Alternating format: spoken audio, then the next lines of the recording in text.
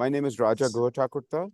I'm a professor of astronomy and astrophysics at the University of California, Santa Cruz. This is one of 10 UC campuses, University of California campuses, scattered across the great state of California. UC Santa Cruz is known for its astronomy programs. And this particular Python and research tutorial that you are going to experience today and tomorrow. And by the way, tomorrow's segment builds on what we do today. It's not going to be a repeat of what we covered today. So it's 2 3-hour sessions. We're doing it on back-to-back days today and tomorrow. And you'll see this labeled as 2024A. Today is A1, tomorrow is A2. We have a B session and a C session. So we offer the Python tutorial 3 times a year now. We're offering this one in February. We'll offer one in June and one in November. And those 3 offerings, the mentors may be different, but the content is nearly identical. Okay, so if you've taken the A1 today, if you're doing the A1, if A1 and A2, 2024 A1, A2, there's no need to repeat it when we do the B and C sessions, unless you want to brush up on your Python. You're welcome to it. There's no restriction that you've done it once, you can't do it again. All right. So I've been a professor at UC Santa Cruz it'll be 40 years this year, but the Python tutorial goes back quite a long way. We started the PyaR tutorial in November of 2018, right, Philip? I think that was the first time we offered it, November 2018.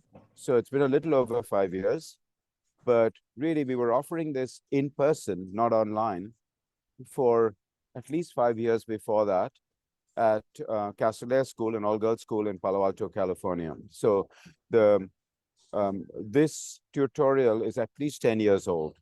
The first 5 years or so in person, the next 5 years or so online.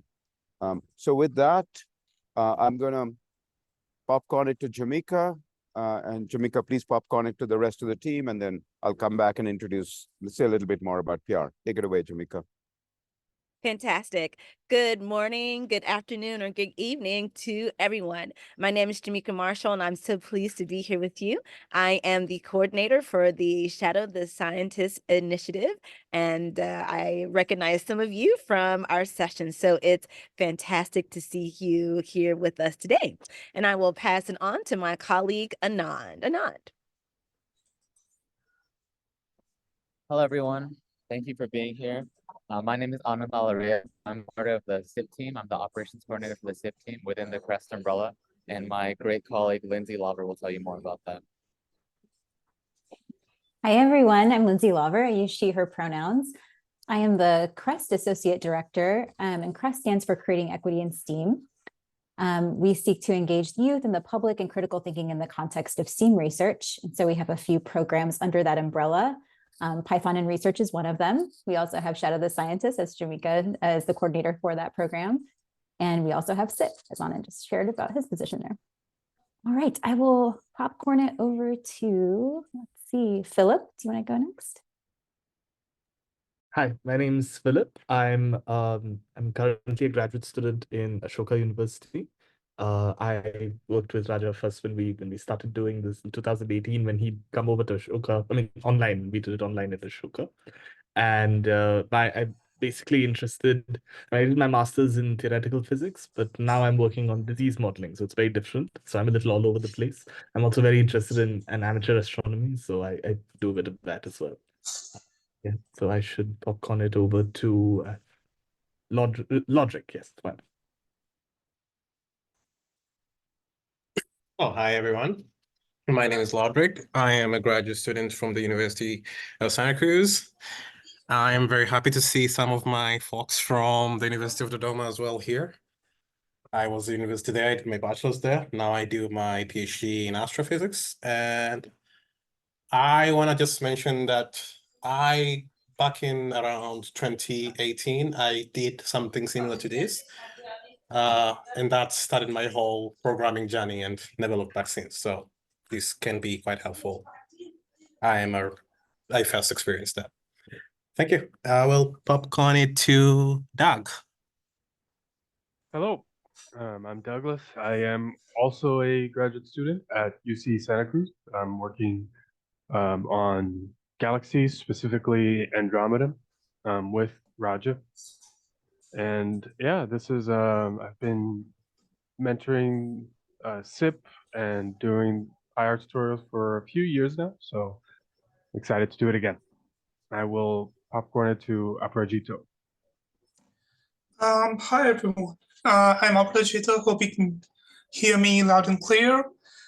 I recently completed master's from St. Xavier's College, Kolkata, and I completed my master's in physics with specialization in astroparticle physics. And I've been working with Raja on an astronomy project since 2021, and I have been a mentor, since late 2021. Welcome to PyaR. I'll be one of your mentors today. Back to you, Raj.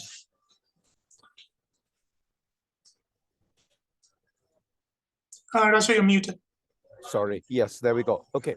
So I want to say just a few words about the Python tutorial, how it's structured, and why we structured it this way, right? So right after I do this, Doug, I think you're going to go over Claire Dorman's article. So the principle of what you're about to experience, the Python and research tutorial, is how computer code is used in the construction of a scientific journal article. So we're going to use a particular scientific journal article, one that was published 9 years ago, 2015, by one of my PhD students, Claire Dorman. It was really her thinking, her pedagogical expertise that led to the creation of this tutorial. So I really want to acknowledge Claire Dorman's contribution. It was then picked up by two other PhD students of mine, Emily Cunningham and Amanda Quirk. So it's really Claire Dorman, Emily Cunningham, Amanda Quirk. They put a lot of work into the tutorial that you'll see today. Started with Claire. So she wrote some code in Python. And the code you'll see today is very closely based on the code that Claire wrote. Now, Python code looks like gibberish. It doesn't look like English. It doesn't read like English, even though it's written with English characters. In our case, it's written with English characters. It makes no sense. Our brain doesn't interpret it as English sentences. Instead, you need something called a compiler that can translate these lines of what look like gibberish into actual commands. Some of them look like math equations. If you say x equals 4 plus 5, we are used to equations like that in mathematics. And then if we say print x, it'll print the value 9. Some of those look intuitive. If you have a background in mathematics, they look intuitive, but some of them don't look like that. And you'll experience all of that in Notebook 1. So Claire wrote this code, and we transported the code, I think this was done by Emily, into something called Jupyter Notebooks. That's what you'll use today. We'll use 6 Jupyter Notebooks. We'll cover 3 of them today. We'll cover 3 of them tomorrow. So 3 on Saturday, 3 on Sunday. A notebook, if you haven't experienced it before, a notebook is a block of code. It's almost like a chapter in a book. It's got paragraphs within it that are blocks, but you can think of the notebooks as chapters in a book. We are going to be working with 6 such notebooks, 3 today, 3 tomorrow. Each notebook, when you open it, it opens up within a browser. So it's a browser-based interface for code. And the beautiful thing about that is you can edit the code in your browser.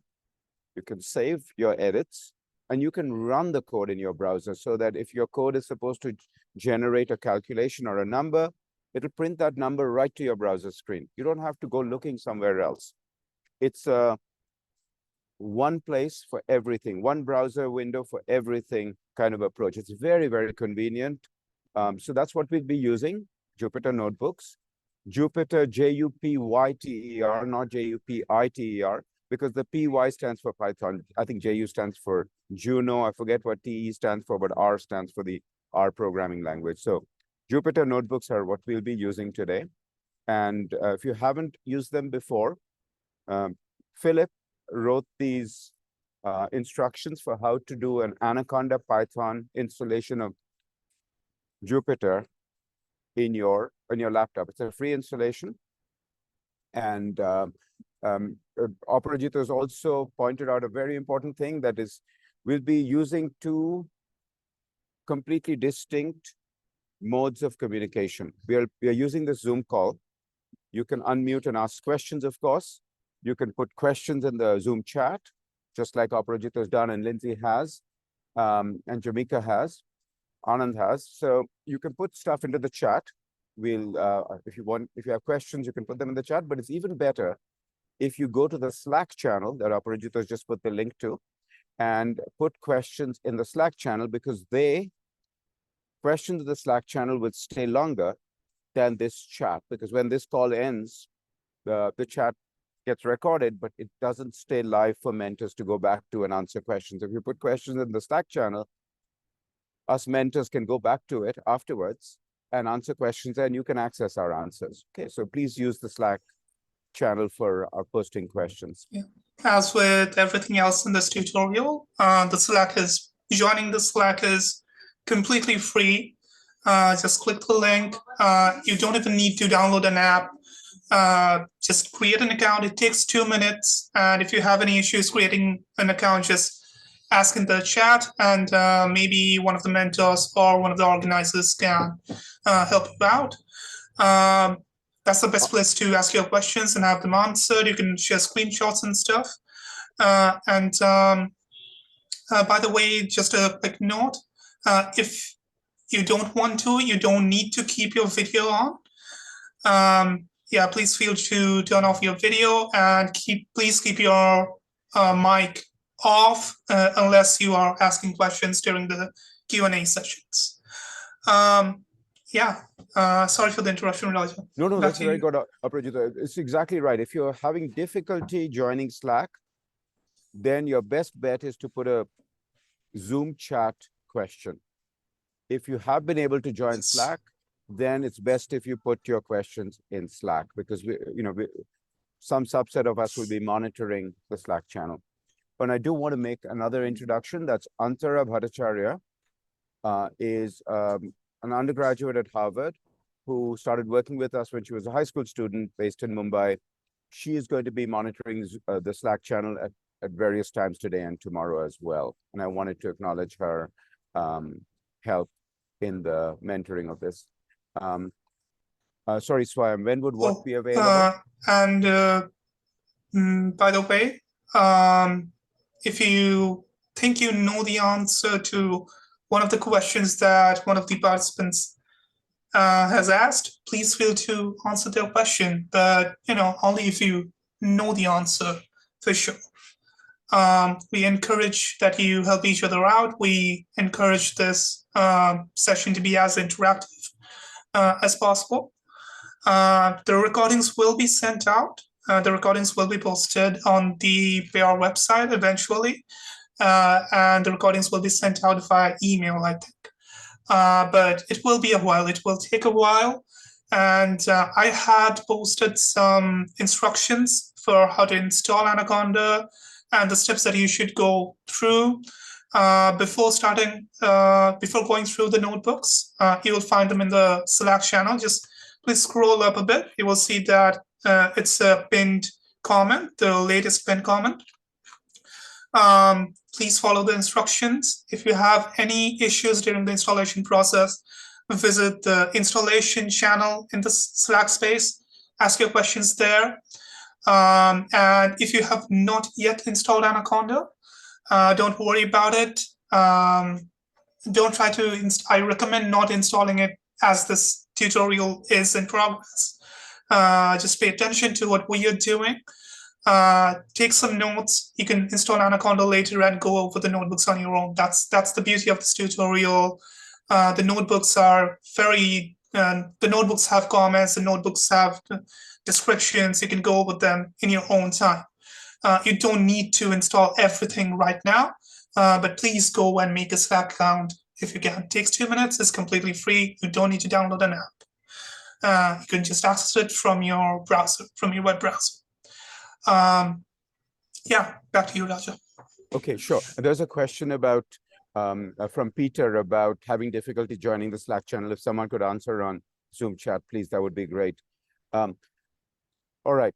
The other thing about recordings is our PyaR website that Jamika has sent a link to has recordings of past sessions from 2023 and earlier. So if you wanted to go over any of the older material, you can always access that. Okay, so there are many places where online where you can learn Python. There are in-person opportunities to learn Python. There's opportunities to learn other coding languages. What is different or special about PyaR? I want to spend just a couple of minutes talking about that. If you've been to our Google Doc, I'm repeating something we wrote down over here. So you'll learn, as in any programming tutorial, you'll learn the basics of a programming language. You learn the logic of programming in Python. But once you learn the logic of programming in Python, a lot of other programming languages will seem familiar to you as well, because the basic logic of programming is actually quite similar across different programming languages, whether it's Java or C or Fortran or Awk or Perl or Python or IDL.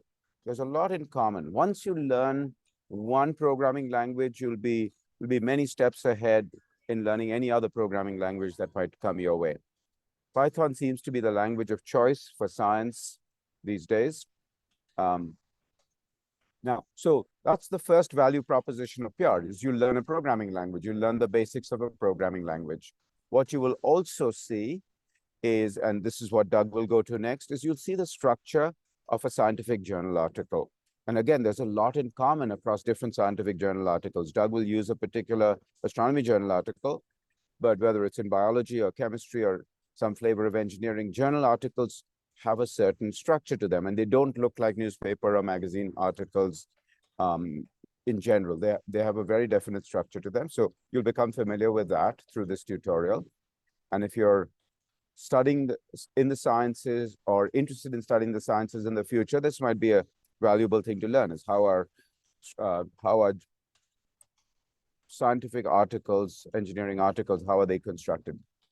The third thing you'll learn is you learn some basic astrophysics concepts. You learn a little bit about stellar evolution, something called a Hertzsprung-Russell diagram, or color magnitude diagram. This is something that Aparajita will go over at the beginning of the Sunday session. You learn about spectra of stars, concept of Doppler shift. You learn about galaxies, the dynamics of disks, how disks rotate, the formation, evolution, and mergers of galaxies. So you learn some astrophysics concepts.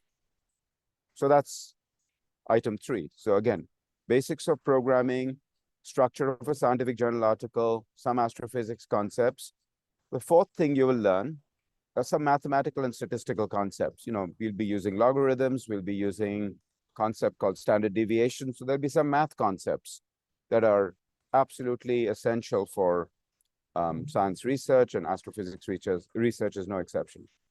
The final thing that's really special about this is, this research, this coding is embedded within the guts of a research article, but the kind of research that's in that paper is exactly the kind of research that some of us on this call are working on.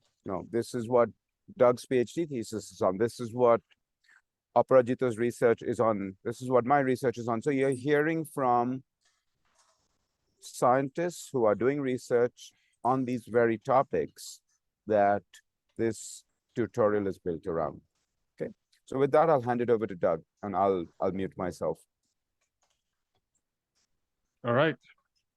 So let us discuss this paper. And what I'll do is a lot of these scientific papers are divided into sections. And so I'll explain what these sections are and why they're useful.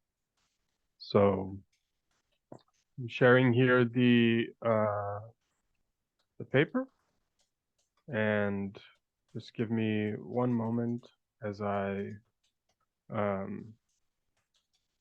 yes, there we go. Now I'm ready. Okay, so the first thing that I'd like to express is that scientific papers and articles are a collaborative project. This is something that usually one person heads, but is always a collaboration. It is incredibly rare to see a scientific paper that is authored by just one person. You do see these every so often, but it's not the norm at all, and it's not even really preferred in any way. There's no virtue in doing that. And so you can see here all the names of the different collaborators that were a part of this research, and someone's collaboration can be all the way from they did coding for the project, so a pretty substantial collaboration, to they offered the data set used or the simulation used for the project. So still a pretty crucial collaboration, but not as crucial. To they offered comments or helpful suggestions in the actual writing of the text. So and the standard is to just include as many people as you can in your papers. Anybody that helps, really. And you can see here that you also say the name of the person and which institution they were at during the writing of this paper below. And so a paper is divided into many sections. And a lot of the time when you're a researcher, you'll sort of use and you'll try to read as many papers as you can, trying to keep up to date with the literature. And you can't really read every paper that you encounter from first page to the last page. You have to skim a lot of the time, and that skimming will tell you whether or not this is a paper that you're interested in delving deeper into, or whether you're fine with a more surface level read. And papers are designed for this as well. And so the thing you'll see in all papers is an abstract. And what an abstract is a summary of what the paper is, a summary of the motivations behind the research, what the research was, and the results in that research. And the point of this is that if you're scrolling through literally dozens and dozens of papers that are published literally every day, and you don't have time to read every single one of them, you can just read the abstract and get a sense of what this paper is about. And if that sounds interesting to you or related to the kind of research that you are doing, then you can actually read the paper itself, or even just delve a little deeper into it to see if you'd be interested in reading the paper yourself. Typically, after the abstract, you have an introduction. Now, the point of the introduction is to explain to the reader why this research project was conducted. And so a lot of the introduction is about setting up the background for the particular project that this paper is referring to.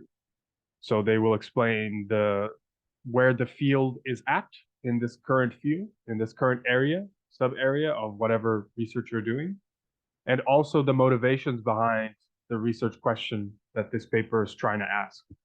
So for example, in Claire Dorman's paper, it is a paper about how stars and galaxies are moving and what that tells you about that galaxy's history.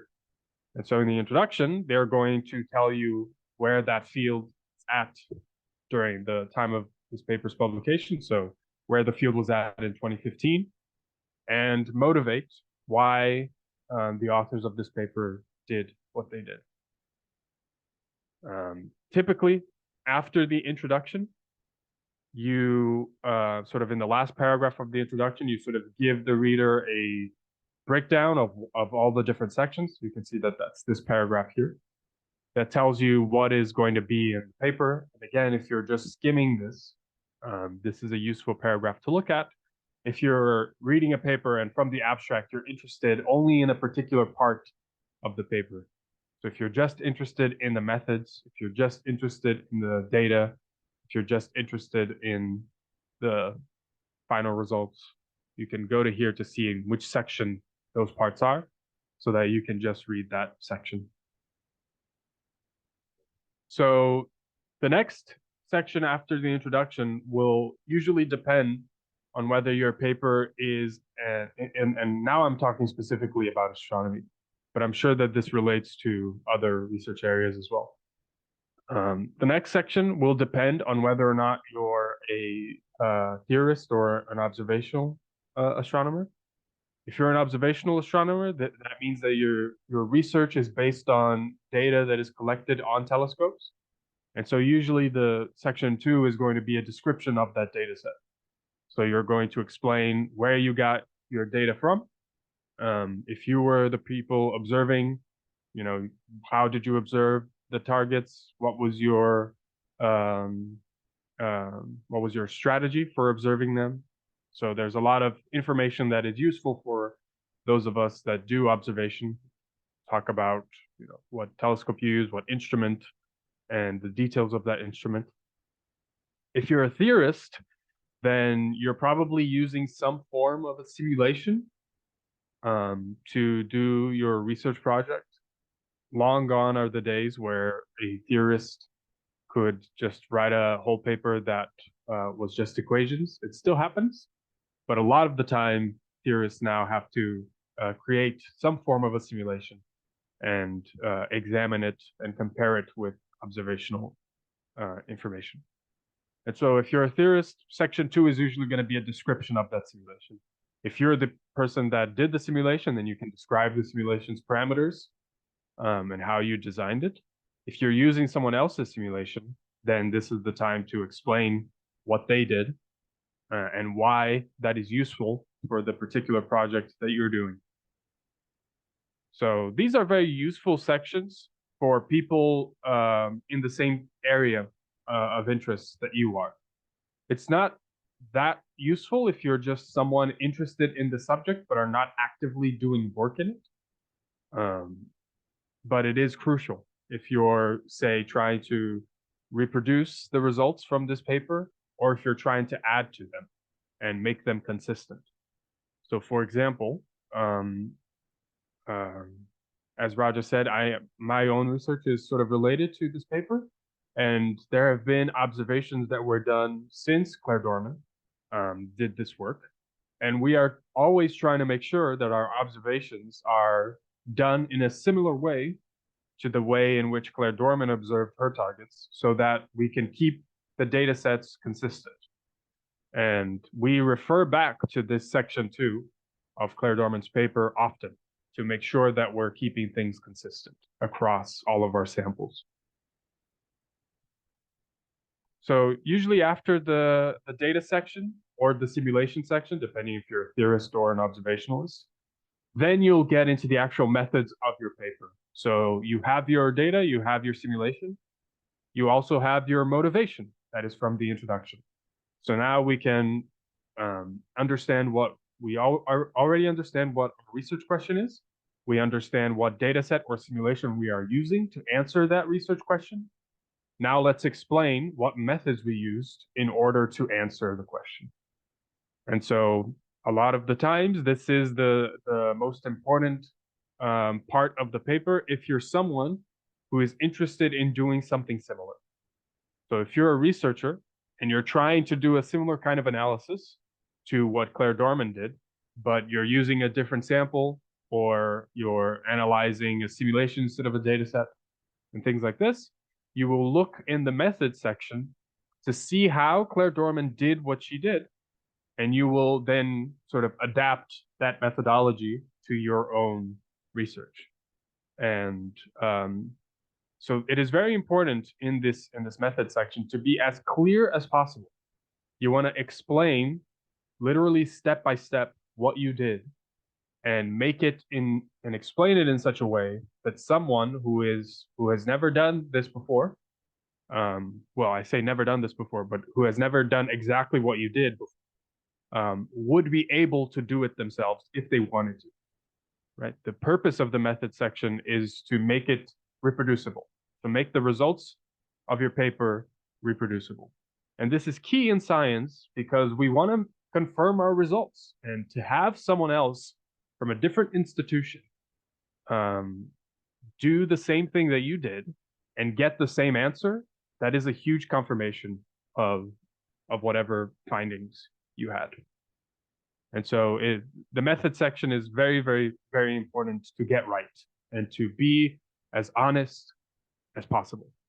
A lot of the times in the method sections, people will talk about their assumptions that they did in their research, and the limitations of such assumptions and how they will impact the results. It is very important to do this because if you don't, if you try to sort of hide away some of the limits of what you did, if someone then tried to use your methods to reproduce, they will be very confused, and that will look really bad. And this has happened before. Obviously not in our own research group, where we are very ethical researchers here, but it is not uncommon to see sort of dishonest research papers around. And it's always a shame when that happens. So method section is very important. And throughout, and usually during the method section and beyond, you're going to start seeing some figures. Now, figures are very important. They are how you're going to show your methodology and your results to the reader. And also, if you're someone just skimming these papers, if you read the abstract and the abstract sounds a little bit interesting to you, but you're still not sure whether you want to read this paper or not, a lot of the times you will just look through the figure and read the figure captions and see the figures to sort of judge whether or not you want to dive deeper into the paper. And so it is very important to make your figures as readable as possible. You can see here that the numbers on the x-axis are pretty large, right? We want to make sure that you can read these numbers on a piece of paper if you were to print them out. And the axis labels are also in a very large font. The legend here is in a very large and distinct font. There's lots of discussions in research in general about how to make plots as readable as possible, and preserving as much of the space that you're using. In many occasions, when you're submitting a research paper, the journal that you're submitting to requests money for you to submit your paper. And a lot of the time, that money is tied to how many figures are in your paper. So the more figures you put in, the more you're going to have to pay in order to publish your paper in that particular journal. And so a lot of you really want your figures to be as effective as possible in conveying the information that you want to give, because you only get a certain amount of them. So that goes both for the figure and also for the captions of the figures. You can see here the text underneath is supposed to explain both what the figure is trying to say and also what interpretations the author got from it. Sort of a summary of wherever this figure is discussed in the actual text of the paper, the caption is going to give you a little bit of a summary of that. So you can see that in the methods, usually you're going to have a bunch of equations explaining what you're doing, and also figures explaining that methodology.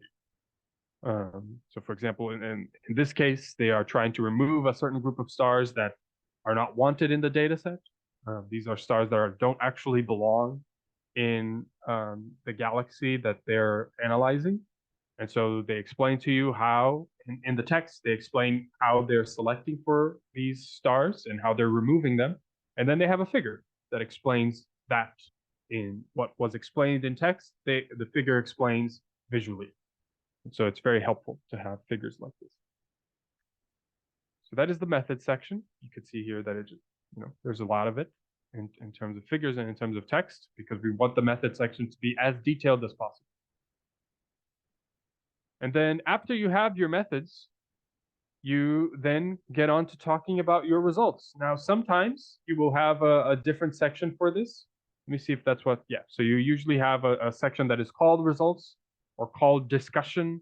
or something of that nature. You might divide up your results into multiple sections, depending on what you're doing.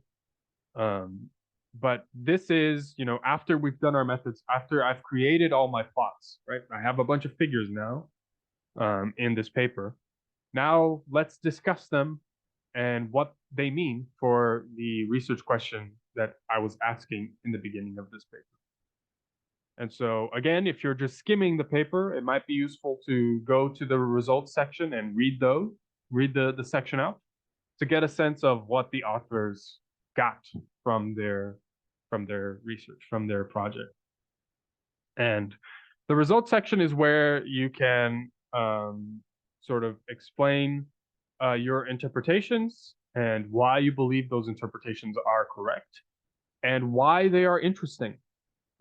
So a lot of the times you will sort of relate your results to results that have been done before, and also project forwards into the future to see what sort of implications your results have in the field and how your results will impact future research. That can be future research both in your own team. So you can say, we found this result from our research. That means that in the future, we're going to look for this other thing whenever we analyze future data sets, because now we know what to look for. Or it can mean, that it'll change how the field is analyzing a particular type of star. If you're, for example, analyzing someone else's work and you found a little snag in what was the common assumption that was done in many papers, if you found that there was a problem in that, then in your results, you're going to say, this means that we need to change how we're doing things, and this is what I think that change should look like. So that is the results. And then usually after the results, you have some conclusion or discussion again. And this just summarizes the entire paper once more and writes the key takeaways of the paper. So a lot of the times people do this in bullet form. You can write it out like Claire Dorman has, but some people like to do it in sort of a bullet points format. Just write out the key takeaways of your paper. Yeah, and you can see that you don't actually need to only have figures. You can also have tables. Those could also be very useful. Yeah, and they include also here a summary that has bullet points. Now, sometimes you will also have appendices to a paper. What this is if there was a particular aspect of the methods or of the discussion that you did as part of this research project, but that you don't feel is as important to the reader to understand what it is that you're trying to say, but you still want to include it in the paper because it's work that you've done, you usually include that in the appendices. So oftentimes you will see that whenever there is a particular aspect of the methods that is very detailed and is only really going to be interesting for someone who is trying to directly reproduce what you did, then you can remove that from the actual body of the text and just put that in the appendices. So for example, I remember reading a paper once that was discussing and looking for a particular kind of star in the galactic center using a particular data set. And in the methods, they said that that particular data set had a lot of holes in it, and they had to do a pretty, complex algorithm to account for those holes to make sure that there were no biases in their analysis. And then they said in the text, if you're interested in what that methodology was, you can look in our appendices. Right, so that method is important for the actual body of the paper, but it's not going to be useful really for anyone unless they're trying to do exactly what the paper was trying to do using the same data set that the paper was using. And so in that sense, putting that in an appendix is totally fine. And then obviously at the very end, you want to put all your references. A lot of the time you're referring to work that was done in the past. And so you keep that. And this is very useful, if you're reading this paper and you find that it's very related to the work that you're doing, you can use the references as further reading, as things that you should read also. Because if this paper is referring to all of these other papers, it might be useful for you to read them as well. I believe there's a raised hand. You can unmute yourself. Yes, Professor. I just wanted to confirm, in case if we have a procedure for a specific experiment that we are performing, and we are only using the results in the said research paper, do we include the procedure in appendix or in the paper itself? Because to me, it's an aspect that we don't focus on too much. Only the result matters. That is certainly true, that a lot of the times in research, the key takeaway of a paper is usually its results.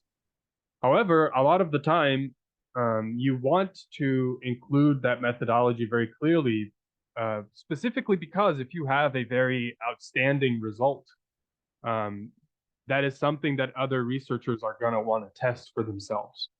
And so I would say personally that having a very detailed methodology and detailed previous sections is almost just as important as having interesting results, because if you did find something interesting, you really want to make sure that other people are able to find the same thing, because it looks very questionable when you have a very sort of groundbreaking claim in your paper, but then when other researchers try to do the same thing, they're not really finding it.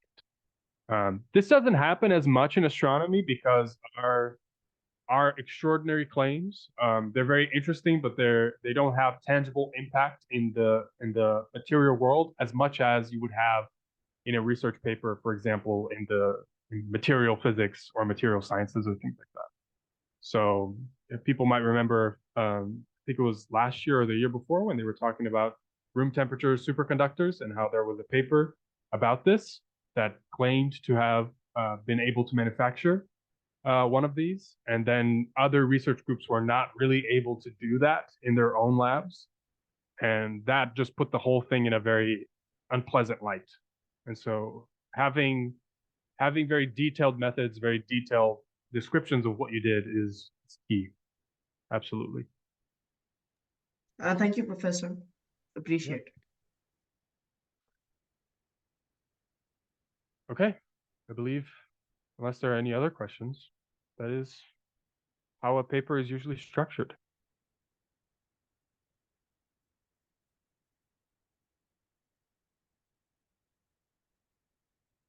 So should I just jump into notebook 1? Is that the... Yes, absolutely. Please proceed. Okay. So we talked about the paper itself. Now let's talk about you in astronomy, absolutely, but in many other research areas, what you do on a day-to-day basis as a researcher, and that is coding. And so I'm going to try to walk through notebook 1 with you all. I will say notebook 1 is very lengthy because it's trying to give you a foundation of the basic concepts in coding. And so oftentimes in this, we don't cover the entirety of notebook 1 just because it is very detailed and very lengthy. However, like Aparajito mentioned, this is available to you. Even the completed version of these notebooks is available to you from the get-go. And so whatever I don't cover here, I very much encourage you to just read on your own time. There is a lot of text in these, and that is because... Sorry, Doug, by the way, if you need me to take over partway through, I'll be okay with that. I know it's a long notebook, and you have covered the previous section, so yeah. Just give me a heads up. Yeah, just give me a 2 minutes heads up so that I can run the previous cells. Yeah. Of course, yes. I was mainly saying this because we also try to cover notebook 2 today, and so if we find that in order to cover that I need to stop before finishing notebook 1, I feel like that's fine. Again, because you can read this in your own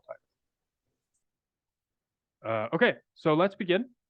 So the first thing is, like was mentioned before, a lot of the times when always when you're doing programming, you want to have some way of actually editing your code. So some form of software that will be your code editor. One of the most popular ones is Anaconda for Python, and specifically Jupyter Notebooks. A lot of my colleagues here at Santa Cruz use Jupyter Notebooks. You also find a lot of people using something called VS Code, which is a very similar thing. VS Code has a lot more functionality when it comes to coding in a group. So if you're coding, if many people are all working on the same Python code, a lot of the time you will see them using VS Code instead of Jupyter Notebooks. But Jupyter Notebooks has its own advantages. So if you don't have it in this file itself, there are instructions of how to install it, but there are also instructions in the PyR website and also in the Slack. I believe there's a link for that as well. So Jupyter Notebooks is a cell-based Python editor. What that means is that you will code in little chunks called these cells here, and each little cell has an independent bit of code, but they talk to each other. So if you define a variable in one cell, you can then use that variable in a cell later down the line. But if you have a little error in one of your cells, you don't have to change your entire code. You can just change what's happening in that specific cell, and that will usually fix things.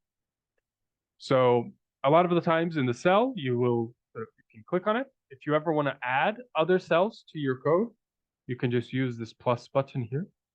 And as you can see, that'll add empty cells in your notebook. If you ever want to delete a cell for whatever reason, you can just use the little scissors tool here, and that'll delete the current cell that you're selected. By default, the cells in Jupyter Notebooks are going to be in this type here called code. So that's going to be where you're going to do all of your programming. However, you can write text in Jupyter Notebooks, both for yourself and for someone else. And that'll be in this type here called Markdown. So if I create a new cell here and change its type to Markdown, I can just write some text. And if I run this cell by clicking this play button here, or I can also just use Shift-Enter, you can see that that just writes the text out and prints it in the console. Now I can write just basic text like this, or I can use headers as well, much like you would use in a Word document. And by defining headers, you can just use the hashtags. So this is a header 2, header 3, header 4, and so on. And you can see that that is what we're doing here. So this is a header 2. That's why it has 2 hashtags. And if I run this cell, you can see that it's boldened and has a larger font size. Okay, let's go to the actual coding. So a lot of the times you will, when you start off, you print hello world whenever you start a coding tutorial. That's just the tradition for whatever reason. I'm going to explain what this is later with these quotation marks around it. But basically all that I want you to know here is that this print function is just something that you do in order to put out something in the console. So whatever goes inside these parentheses is going to come out in the console here. So I can write anything here. I can literally write anything, and it'll print that out into the console. And you can do this both for text, which is what you're seeing here, but you can also print numbers. So for example, I can print a number, and that'll print the number out as well into the console. So this is very useful. The print function is very useful. Later down the line, you use it a lot if you're debugging. You have a problem in your code, and you want to find out what that problem is. You can use the print function to see if the variables are what you think they should be. So it is a very helpful function. I use it all the time. Now, the most basic thing that you can use Python for is just as a calculator. So let me explain how math works in Python. So you can do addition just as you would expect by using the plus symbol. And I don't need to put 2 plus 2 here. It can be really anything. And if you run that cell, it's going to print out the result. Usually you would have a print statement here. And that will do the same thing. The reason why not having a print statement is working so far is that is the only thing that I have in this cell. If instead I had another equation here, you can see that the first one is not printed and only the second one is. And that's why print statements are useful, because if I want both of them to show up, then I can do print on both of them. And that'll show both of the results, one after the other. Okay? So that's addition. You can also do the same thing for subtraction using the minus sign from your computer.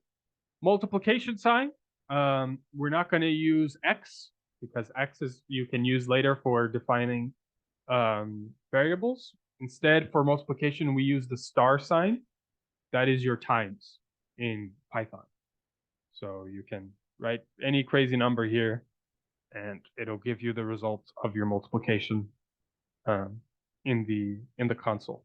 Division is just using the /, pretty straightforward. You can see here that the outcome has this 0.0 at the end. That gets into something that I will explain briefly now, and that is the different data types. So me writing out 4 here and 2 here, these are integers, and Python reads them as integers. Having a number with decimal points, that makes it something that's called a float. And all that this means is that your computer has allotted a certain amount of memory to each little number that you give it. And then if you define a number as an int, so if I write that I want this division, let me write a division that's going to have a decimal place. If I write that I want this division to be an integer, then I can do that by just writing int and then putting parentheses, and whatever is inside the parentheses is going to be an integer. If I write that, you can see that it's going to give me only the integer itself, not any of the decimal points. Whereas if I just leave this division as is, it's going to give me the float, which is 1.5. This is the correct answer, obviously. And all that this is just how much memory do you want to allocate to this particular math equation. A lot of the time, you will just leave things as they are, because you're not doing programming that involves a huge data set with billions of equations and billions of mathematical expressions. But if you are concerned about how much memory you're saving, a lot of the times it makes sense to sort of lose out on precision of your equations to keep things integers or something like that, just to save up space. Or if you know that your number is going to be an integer no matter what, it makes sense to define it as an integer in order to save up space on your computer, make your code more efficient, basically. And this is only really going to apply if you're doing crazy, levels of code. If we're talking like a simulation of a galaxy with over 1 billion stars that are all interacting with each other and have gravity and there's gas in there as well, then you really are concerned with memory allocation. But for now, this doesn't really matter too much. So that's division. And the last thing is raising something to some power. And you might expect us to use the upwards arrow for this, as you would in, for example, Wolfram Alpha. But in Python, you just use 2 stars, so one after the other. So what this is saying is grab the number on the left, raise it to whatever number you put on the right. Okay? So in this case, I'm writing 4 squared. Obviously, you don't have to just use an integer here. I could write 4 raised to the power of 2.45, and that'll give me the answer to that as well. Right? And you can put negative numbers here as well. You can write 4 raised to -4, and that'll give me the answer to that as well. Okay? So these are the main mathematical expressions: addition, subtraction, multiplication, division, and raising to a power. There are obviously other mathematical expressions like square roots or logarithms and things like that. And the thing is that you can usually write those as sort of functions that are based on addition, subtraction, multiplication, division, and raising to the power of. You don't have to do this, though. There are many pre-built functions that do this for you, and we'll get into that a little bit later. But these are the more important ones. These are the ones you're going to be using all the time. And obviously, you can combine them in any way you'd like to do whatever it is that you want to do. And Python understands order of operations innately.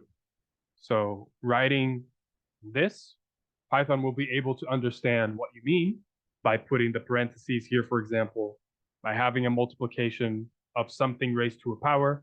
It understands what it is that you're trying to do and will do the order of operations correctly. So it's very important when you're writing Python code to keep in mind order of operations, because the computer is going to do them correctly, but oftentimes we forget to write them out very clearly. And so, for example, if I were to write, I'm gonna not want the code to run this cell, but I want to keep it for later. And so a very useful way to do this is to make a comment. And to make a comment in Python, you just write a hashtag. And you can see that now this code became italics and it also became blue. And so if I run this, nothing happens. The code is, I'm basically telling the computer by putting a hashtag that don't read this. Don't do this. This is just for me. This is for me as a programmer. I want to keep this around, but you don't have to worry about it. So let me show you an example of what I mean. Let's say that I want to write 3 plus 2 divided by 5. And what I'm expecting here is the code to give me the answer 1. Because innately, I'm imagining this as 3 plus 2 in the top divided by 5 in the bottom. So 3 plus 2 equals 5. I divide that by 5. I'm expecting the answer to be 1. And then I run this, and I get something that I'm not expecting. And this is because Python is doing order of operations for me. And so it's doing the 2 divided by 5 first, and then adding 3 to that. And so you want to make sure that you take order of operations into account whenever you're programming. A lot of my errors in my own programming were because I forgot about order of operations. And so that is something definitely to keep in mind. So that is math. Do we have any questions about basic maths in programming? Okay, now let's get into sort of more meat and potatoes about what programming is. And a lot of the times you're going to be assigning things to variables. And you can do that by using the equal sign. So whenever you use an equal sign in Python, what you're telling the computer is this that I'm putting on the right of the equal sign, whatever it is, it can be a number, it can be a text, it can be something else. And I'm going to assign it to a sort of whatever is on the left. So in this case, in this first line, I'm saying a is equal to 1. What that means is later in this code, if I ever use a ever again, what I really mean is 1. Right? So it's a shorthand for yourself as the programmer to just write these key words and save them for later. And this is incredibly useful, specifically if you're doing physics. One very easy way in which this is useful is saving fundamental constants. So for example, if I'm doing a lot of, relativity simulations, and I want to save the speed of light for later, I can write c is equal to 300,000 and write that this is the speed of light as a comment in kilometers per second. And then later in my code, whenever I write c, what the computer will interpret is 300,000. And that is much easier than me having to write 300,000 all the time. And it also makes it easier to read. The code becomes easier to read. Because if I have an equation and it's like a bunch of numbers multiplying themselves, that makes a lot less sense to us humans than having something like, E equals mc squared. And knowing that c really is just 300,000. That reads just easier for us by keeping things in terms of variables. And so this variable is going to be saved in the computer's memory. And whenever I refer to it in the future, by running this cell, I am defining these variables. And whenever I use them in the future, the computer knows what I'm referring to. Now, you can change your mind about a variable, and that's what we're seeing here. So I wrote that a is equal to 1, but let's say that I want to change my mind and I actually want a to be something different. You can reassign. The the key thing to remember about reassigning variables is that whenever you do that, the old information that you had is deleted. So for example, I start here with a is equal to 1 plus 2. I print that out. It gives me 3. But then I change my mind for a to equal 27. I print a and it's 27. However, I lost the information of a being equal to 3, and I don't get to use that again. And so an example that I can give for this immediately is if you're writing a code that is supposed to be someone's bank account, what you see often is, you can write like, my savings is equal to $300. You can write that this is in dollars. And then you can say, oh, there was a deposit. Let me change my savings to 500. There was a deposit of $200. That's great. You've updated your savings, but now you lost the information of what was before.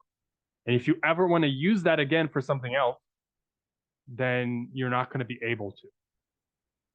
And so if you want to keep old information about a specific variable, then what I would recommend is for you to redefine it with a different name so that you can save that information.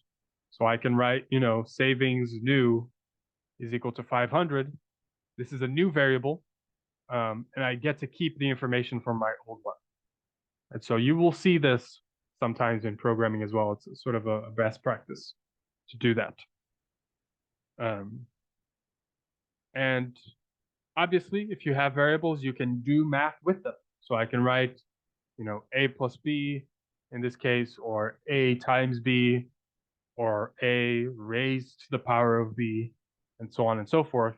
This is extremely useful if you're ever writing out equations in Python to just, define variables and then write the equation out. Okay. So I was talking about updating a variable. There are certain kinds of updates that are very common. And because they're so common, there are pre-built shorthands for them. So for example, if I have a variable and I just want to increase that variable by a certain number, instead of having to write, a is equal to a plus 1. So again, with the savings example, if I want to update my savings because I deposited a certain amount, I could write savings is equal to savings plus 200. And that means that I got a $200 deposit. But that gets a little bit tiring to keep writing. And so there's a shorthand where whenever you want to add something to your variable, you can write plus equals. Whenever you want to multiply something to your variable, you can write star equals. And then the number that you put afterwards is whatever it is that you're adding. So I don't need to write 1 here. I could write 23. And I start off with 1, and then a plus equals 23 is equal to 24. And then I do a is going to be equal to a times 3. So that is going to be 24 times 3. And that is 72. Do we understand the basics of variables and how you can sort of mess around with them? Okay. So I've been doing things in terms of numbers, but you can also do things in terms of text, literal text. And text is called a string in Python. And you define a string by doing these quotation marks around your text. And you can write the double quotation marks here or just the single one here. There's no difference. So I can explain a variable as equal to hello world, print that out, it gives me the text. There are certain functions that you can apply to strings that might be useful to you in some circumstances. So for example, you can make every character in the string a lower character. You can make every character in the string uppercase, or you can replace a given string with something else. For example, I want to replace wherever in my variable s there is the string world, I want to replace that with SIP or, in this case, PyaR. And you can replace that and the code knows what it is you're trying to do. You can also add strings together by using the plus sign. So for example, if I have my string hello world, but I want to sort of add to it another string, I can, define a new variable by adding the two together, and it just adds them together. And you can also use multiplication in strings to mean that you're repeating the same string as many times as you want. So for example, string times 2 means just do that string times 2, right? But I don't want you to get confused and think that you can do math with strings, because you can't. So for example, if I were to write string plus 34, it's going to give me an error, because obviously the computer doesn't understand what I do, right? I'm trying to add a number, an integer, to a string, and that doesn't make sense to the computer. If instead I turned this number into a string itself by putting quotation marks around it, then it understands it, and it can add the two together, right? So that's the idea. So that's strings. Strings are useful for, in terms of research. You're not going to use strings in this very sophisticated way. You're usually using strings to just write your axis labels and your legends, and so you don't have to do all this rigmarole that I'm showing you here. But just in case you do, a lot of text editors and things like that, if you have to program that up, you have to sort of worry about this stuff.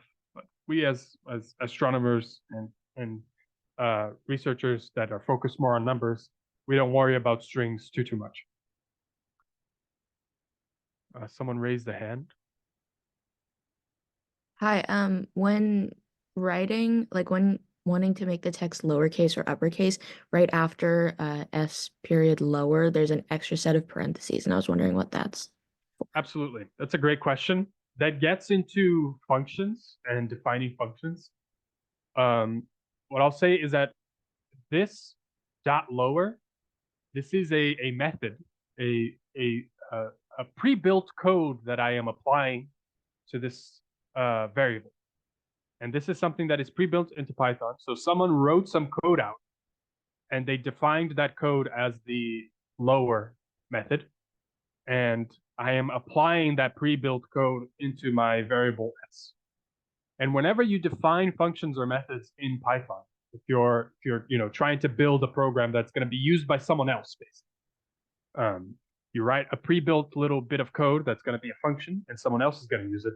You have to put parentheses in whatever piece of code you're defining, in case there needs to be any input from the user. So that is not happening here with the lower and the uppercase, because these are very simple functions, and all that I'm asking is for all of my string to become lowercase or all of my string to become uppercase. But a lot of the times with these pre-built functions, you need the user to input something. So the simplest example that I can give you is plotting. So if you want to make a plot, there are pre-built functions that help you make plots in Python, but they need an input from you, which is usually, what is in your x-axis, what is in your y-axis. And so that is what you're going to put inside of the parentheses, is whatever parameters is what they're called, whatever parameters that function needs.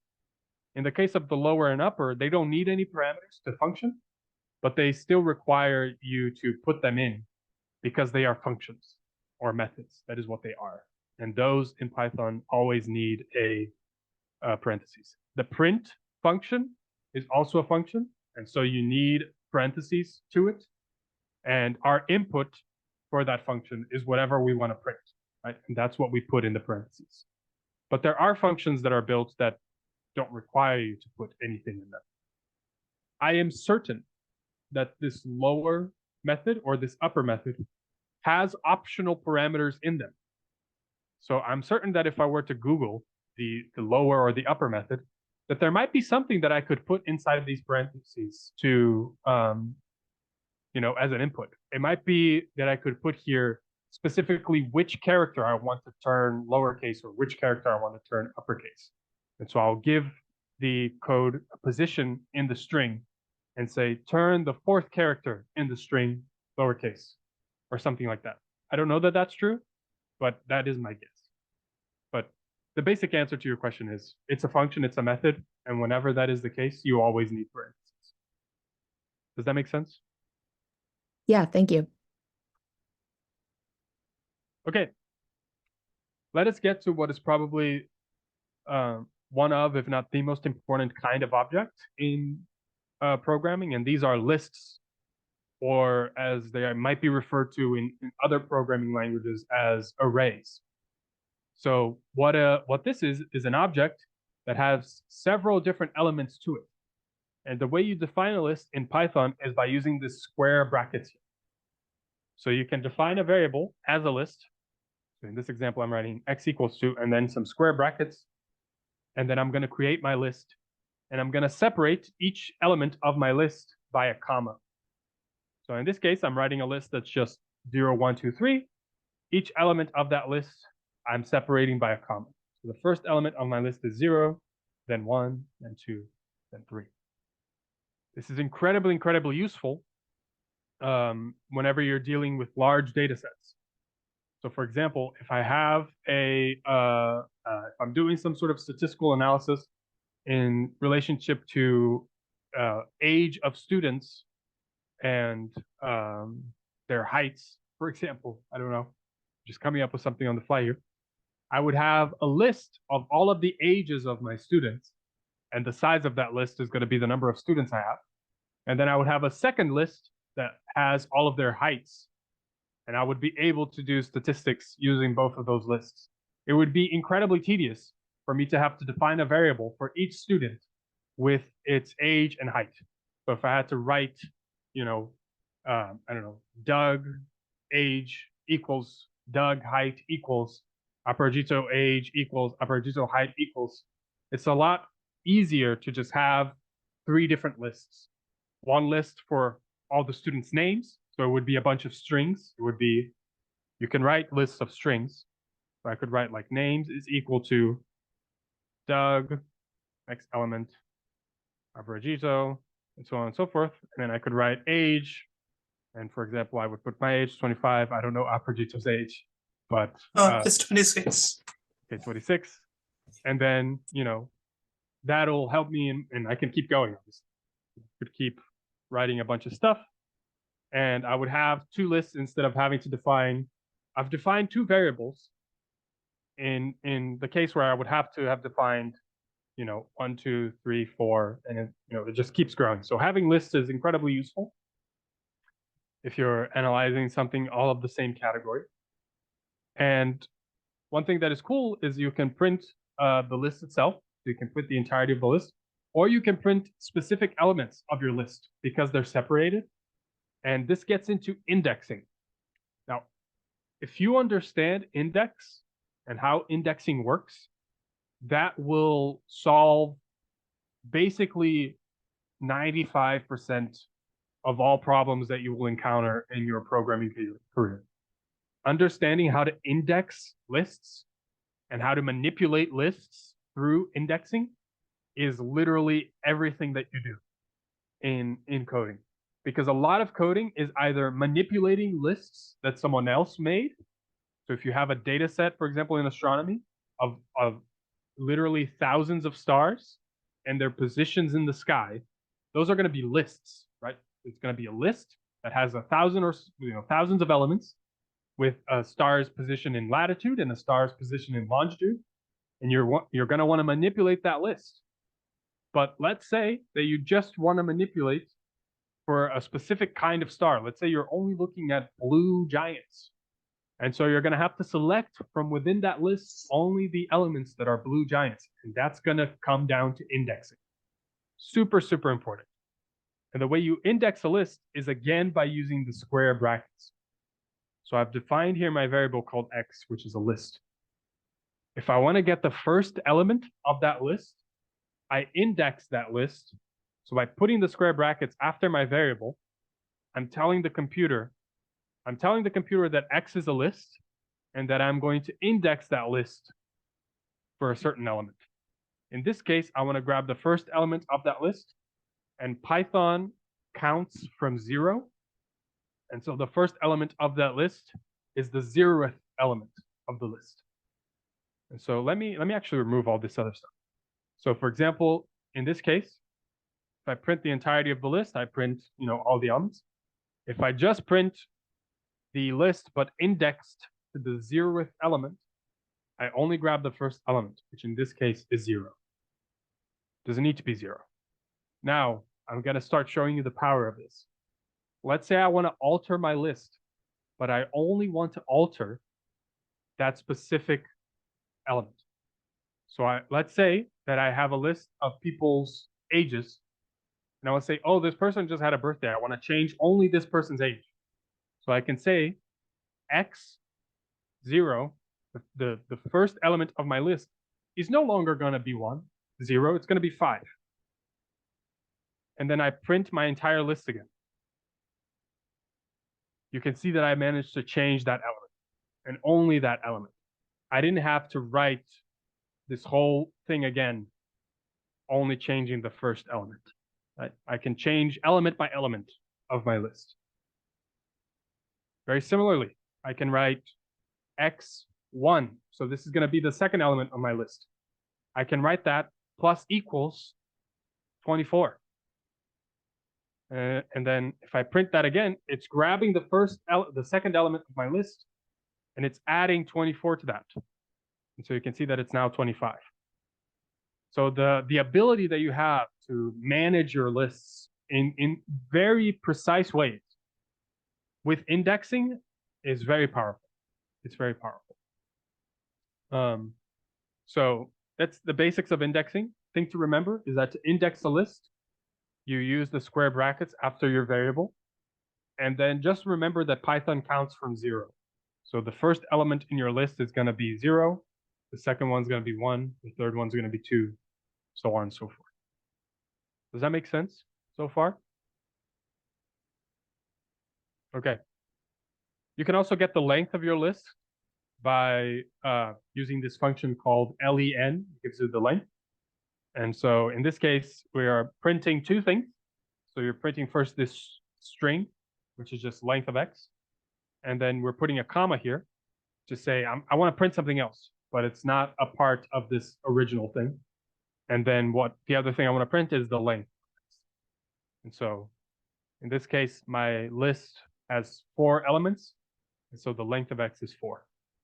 Right. This can be useful as well if you're doing any sort of statistics. Knowing the length of your list is important, knowing how many elements you have.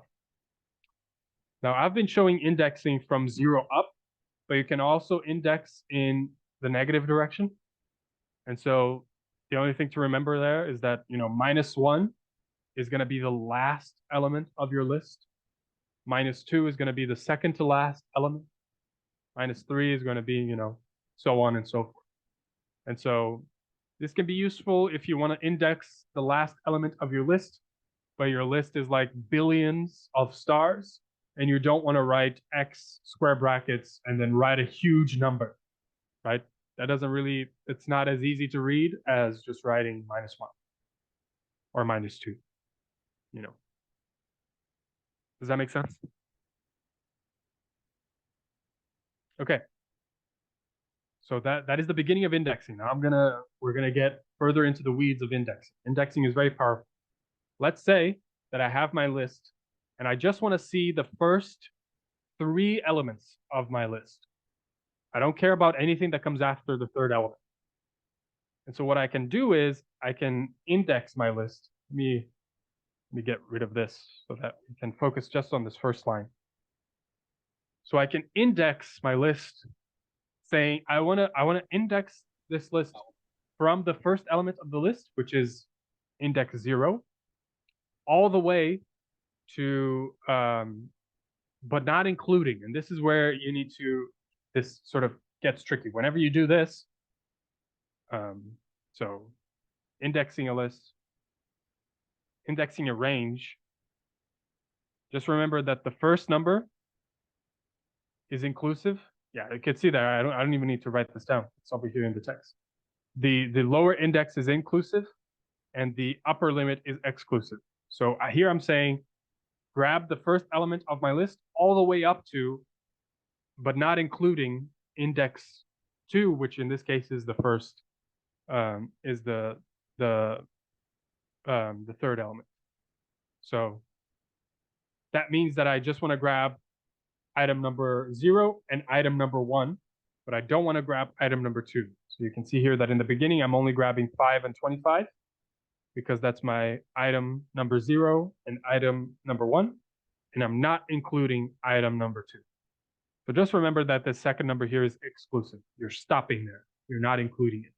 If I wanted to include it, I could write, 3, and then I would be grabbing 0, 1, 2, and stopping at 3.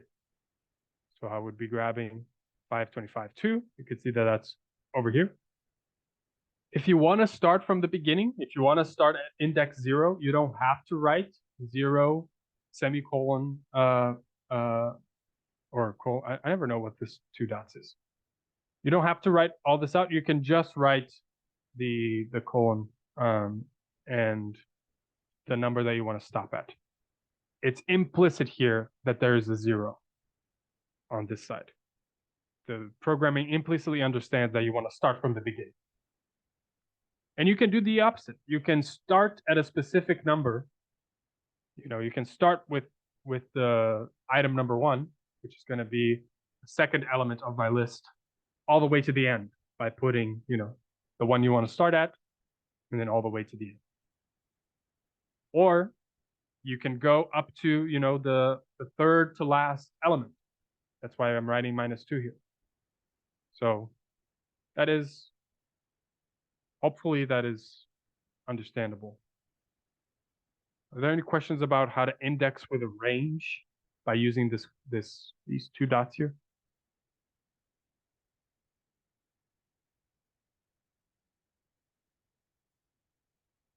Okay. So like I was saying before, you can reassign individual elements in a list by just indexing it and changing what that value is. We already looked at this. And also, it's very important to remember that we've been doing lists with numbers, but really a list can be anything.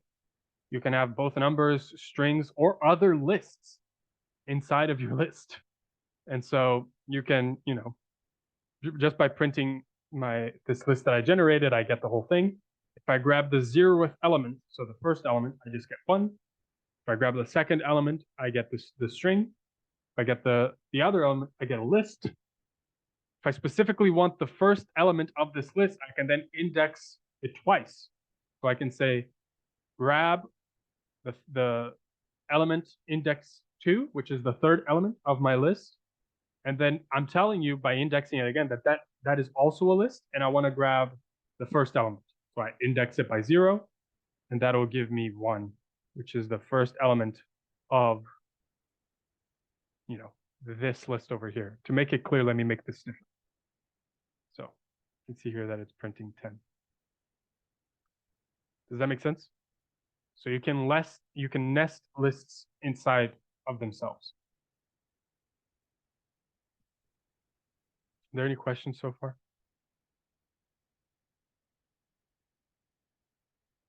Okay.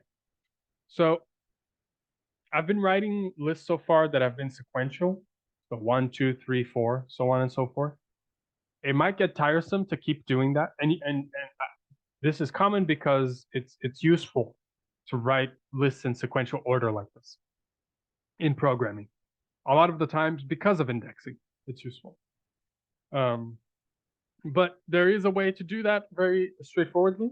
So you can create a list by, you could use the list function here by writing list parentheses, and then whatever goes inside of this will be your list. You don't need to do this. You can just, put the square brackets here, just like you would in any other situation, and that's the same thing, right? I'm just showing you different ways of doing the same thing. And if you want to write a list that starts at 1, and again, usually the second number in these sort of sequential things is exclusive. So you want to go from 1 to, but not including 10 in steps of 2. You could write this function range, and this is the start of my range. This is where the range is going to stop, and these are the steps.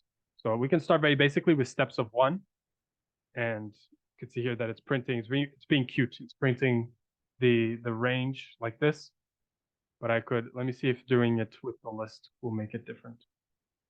Yeah, so they're both the same. It's just that the the computer sometimes is like, you know what this is. This is a range from that to that, and it's not printing it out. And so if we want to print it out, you can just write the list here. So it's going, 1, 2, 3, 4, 5, 6, 7, 8, 9. So it's not including the 10. It's going in steps of 1. I don't need to go in steps of 1. I can go in steps of 3, for example. That's 1 and 4 and 7. I can go in steps that are not integers. Actually, I see. Yeah. So there is a pre-built function that helps you do that, but the range only lets you do it with integers. Let's actually get into that really briefly just now. So the range only lets you do this with integers, but there is another function that is pre-built in something that's called a package. So let me just explain that super briefly, just so we can get that out of the way. Because a lot of the times in programming, you're going to be using packages, which are basically just code that someone else wrote and that you can use in your own computer. And there is one particular package that everybody uses in Python, and it's called NumPy or NumPy, depending on who you ask. And the way you load that into your machine is you write this command called import, and then you write NumPy or NumPy, and that is telling the computer, I know that I have this package somewhere in there. And if you've installed Anaconda, it installed NumPy with it, or NumPy. And by writing this command, import NumPy, you're telling your machine, I'm going to use some of the code from there. Now, a lot of the time, if you look up coding tutorials, they're not just going to write import NumPy, they're going to write import NumPy as NP. And I'm going to explain what that means in a little bit, but for now, I'm not going to do that. And so one of the functions of NumPy that is useful for us in this case is called NumPy. So the NumPy is the package. I want to grab a specific function from NumPy. And so what I do is I write dot, and then the specific function that I want, which is called arrange. And that is telling the computer from NumPy, which is this package, grab this function that is called arrange. Okay? And obviously, because it's a function, it needs parentheses. So if I want to use that in my coding, I can write, NumPy dot arrange, and I don't need to turn this into a list because NumPy will do that for me. And you can see that it's doing the same thing, right? It's going from 1 to 10 non-inclusive in steps of 2. But the nice thing about NumPy is that they know that sometimes you want to do things in steps that are not integers. And so I could write 2.5 here, and then NumPy understands what I'm doing. But the pre-built range has problems with this. So it's a little bit hard to read here with the NumPy spacing, but this is going 1, 3.5, 6, 8.5. Right, the spacing here is a little weird, but that's what the elements are in this. And so the reason why you will see a lot of people write import NumPy as NP is because after a while, it can get a little bit tedious having to write NumPy dot, NumPy dot, NumPy dot a bunch of times. So you might want to create a shorthand for yourself to make this very straightforwardly. And so in saying import NumPy as NP, what you're telling your computer is, I'm going to be writing NP going forward. But what I really mean is NumPy. So I could write now, instead of NumPy.arrange, I can just write NP.arrange. And my computer knows what I'm talking about. It knows that really when I write NP, I mean NumPy. Okay? And you might be thinking to yourself, that's great, but how would I know that the function arrange exists? And how do I know what to put in it? That's when you go to the NumPy documentation and you look at the functions that they have available and what they do. And this is just something that you're going to build over time. As you do specific programming projects, you're going to be, you're going to be like, I don't know how to do this very specific thing. Let me Google it. I'm sure someone has done this before, and 9 times out of 10 they have. And then you can look at how they did it. And over time, you will be building a library of these packages and these functions from these packages that you can rely on. but NumPy is unbelievably useful. So many useful functions that people have made for NumPy. Okay. So let's go back to what this was before. This gets into a nice little thing. In a specific cell in Jupyter Notebooks, if you've changed that cell a bunch, but you want to undo a lot of the changes, you can use Control-Z in that cell, and that'll undo the changes that you've made only in that cell. So if I start writing Control-Z, you can see that it's changing only this cell here. And I can keep doing this until I get to the point where, you know, there are no more changes that I made. So let me go back to this because this is what we had before. And you can see that it's making the range from 1 to 10 in steps of 2. I can also just define a range with just a number, and that means that it is assuming that you're starting at 0. So writing range 5 is equivalent to writing range 0, 5, 1. Right? So I can, if I know that I want that, I can just write range 5. And then the machine knows what I want. And you can add lists together using the plus sign. And so, you know, you can write, you know, x plus y. In this case, my x is 1, 3, 5, 7, 9. My y is 0, 1, 2, 3, 4. I can add those two together, and what that means is it'll just append one after the other. So that's what that will do. And multiplying a number by a list by integers. So in this case, I'm grabbing the y here, which is 0, 1, 2, 3, 4. And I'm just saying, do that twice, right? So I have this list, 0, 1, 2, 3, 4, and it does it twice, right? So it's 0, 1, 2, 3, 4, 0, 1, 2, 3, 4. Now, you might want to actually multiply your list by a number. So you might want to say each element of my list here in y, I want to multiply that by a number, by the same number. I want to multiply everything inside here by 2, right? And you can do that with this pre-built list here, but it becomes very tedious because you literally have to go to each element of the list and multiply that by 2. And so, again, NumPy is very useful here because if you define a list using NumPy and you write the same thing 2 times that list, it's not just going to duplicate your list. It's going to assume that what you mean is I want to multiply each element of that list by 2.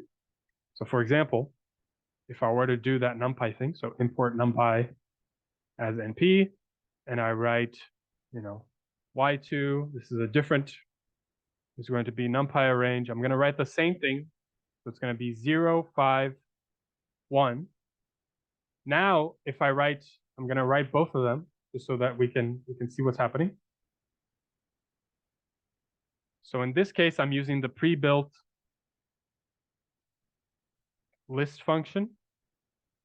And in this case, I'm using the NumPy list, which is really a NumPy list is called an array. And you can see here that using the pre-built Python list, doing 2 times that list duplicates it. But with NumPy, doing 2 times that list grabs each element of my list and multiplies it by 2, right? So this is incredibly useful if you're trying to do math with lists, right? So for example, if I have a list of positions and I'm trying to do a simulation, so I'm in a new time step in my simulation, I want to update all my positions by a constant. So I want to say all of my points, I want to shift them all by 20. With an NumPy array, you can just write list plus 20, and that does that. With a pre-built Python list, usually what you would do is you would loop over each element and, you know, add 20 to that. So that's a lot more messy and, you know, and ineffective than just using the NumPy array. So personally, whenever I'm working with lists in Python, I use NumPy arrays NumPy lists, because I don't really have a use for this functionality, you know, duplicating lists and things like that. That's not something that I find myself ever really needing. But I find myself needing this second one a lot more. And so usually whenever I work with the lists in Python, I work with NumPy lists because they just make things a lot easier. So, you know, but again, you can add two lists together here and make it a new variable. You can also sort a list from lowest to highest with a pre-built method called sort.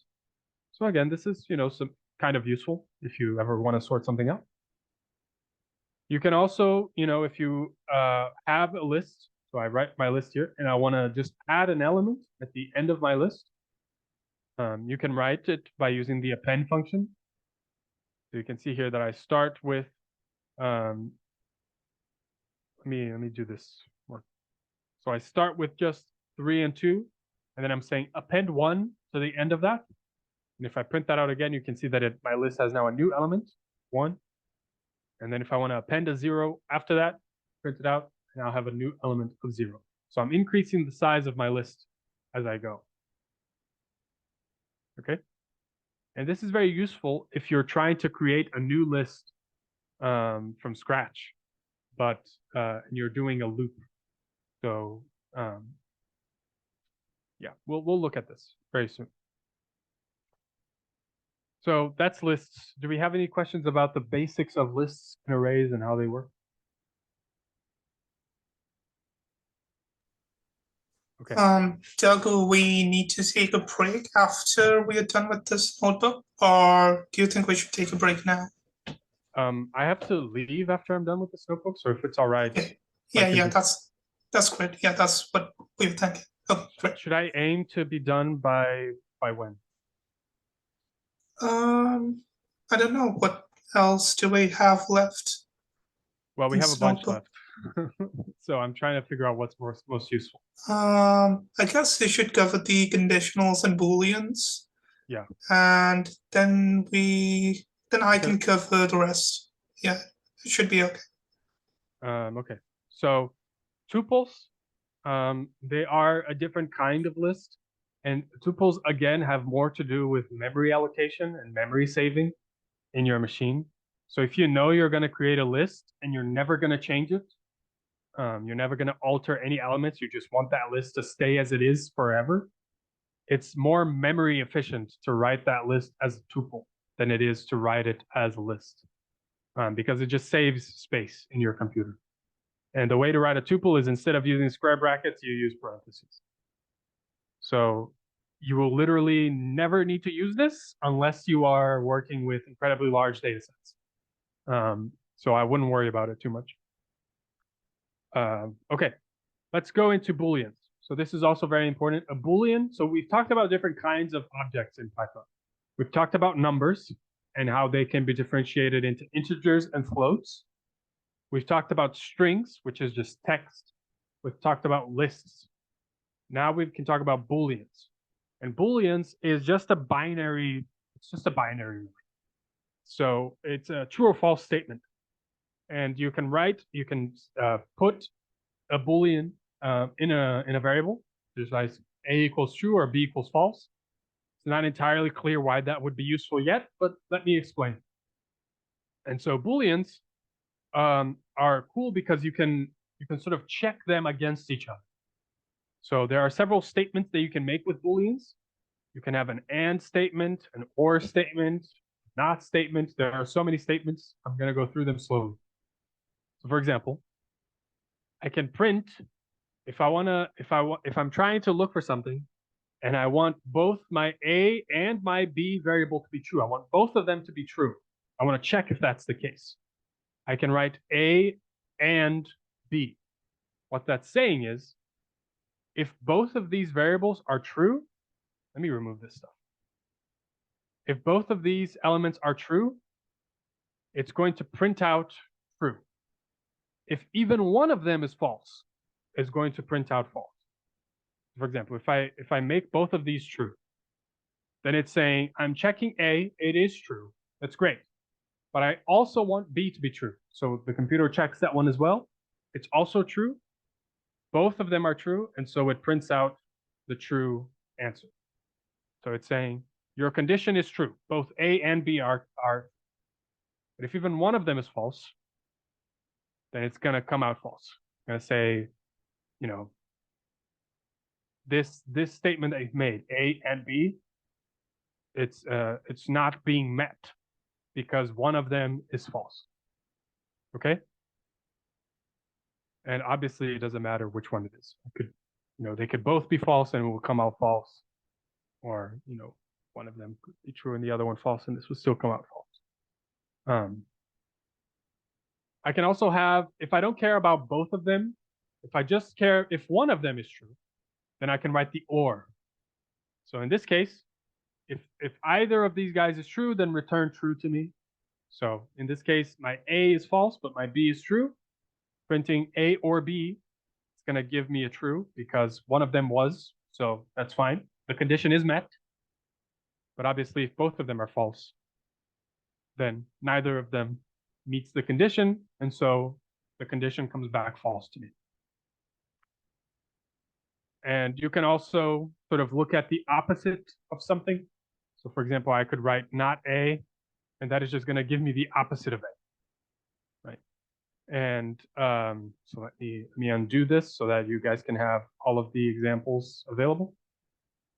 Now, again, it might not be immediately clear to you why this is useful, but trust me, it really is. And it's something that if you ever need to check something, it is incredibly useful. So let me just do a couple more of these statements here, these ands, ors, and whatever, and I'll then give you a concrete example. So you can also do this with numbers. So for example, I can check if a number is equal to another number by using the double equal sign.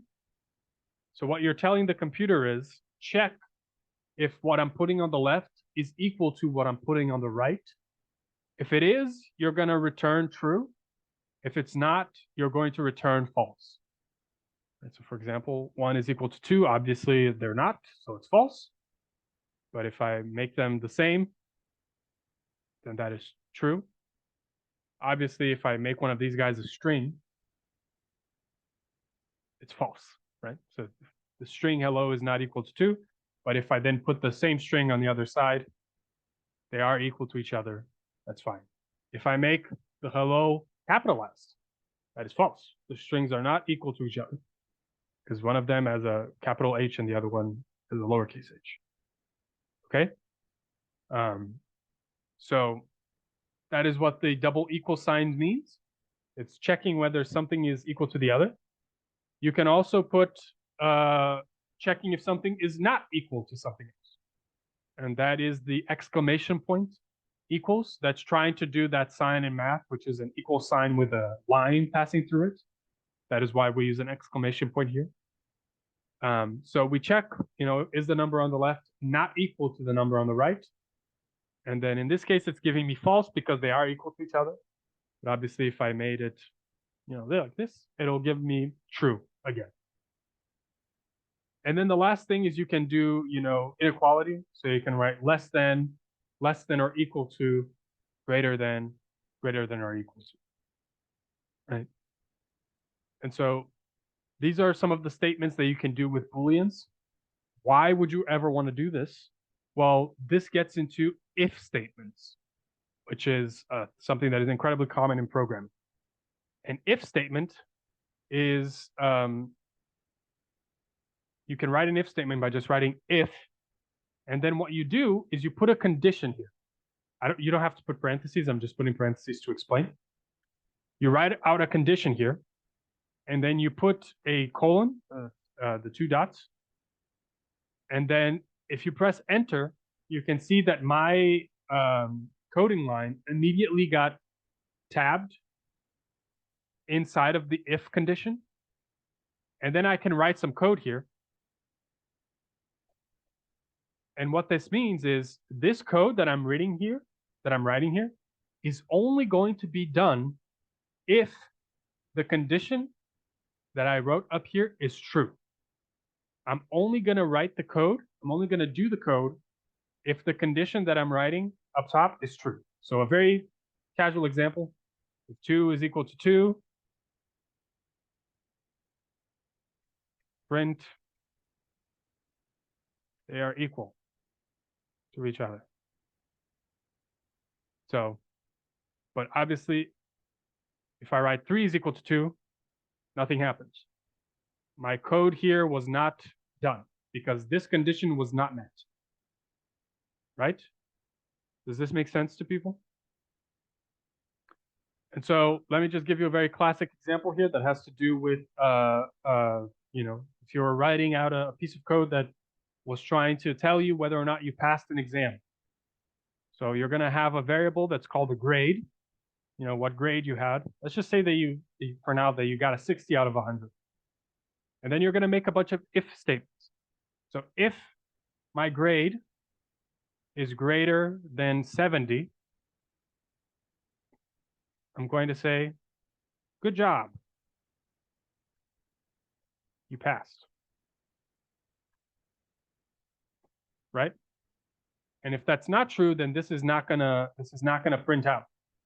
Right? And what if I want, you know, the conditions to continue? Then you can use something that's called an else. Right? So if the grade is greater than 70, print this. You can then write else and then also use the colon. Print. Oh no, you failed, or something like that. So what this is saying is there's a condition here. If this condition is true, I'm going to print this out. Otherwise, I'm going to do this other bit of code. Right? So for example, with my grade being 60 here, printing it out, let me just remove this guy. Printing it out, in this case, 60 is not greater than 7. And so it prints out, oh no, you failed. Does that make sense? Now, you don't need to make just a, you know, like this. You can keep going. You can write else if my grade is greater than 50, you know, oh no, you failed, but at least you did okay. And then I can write else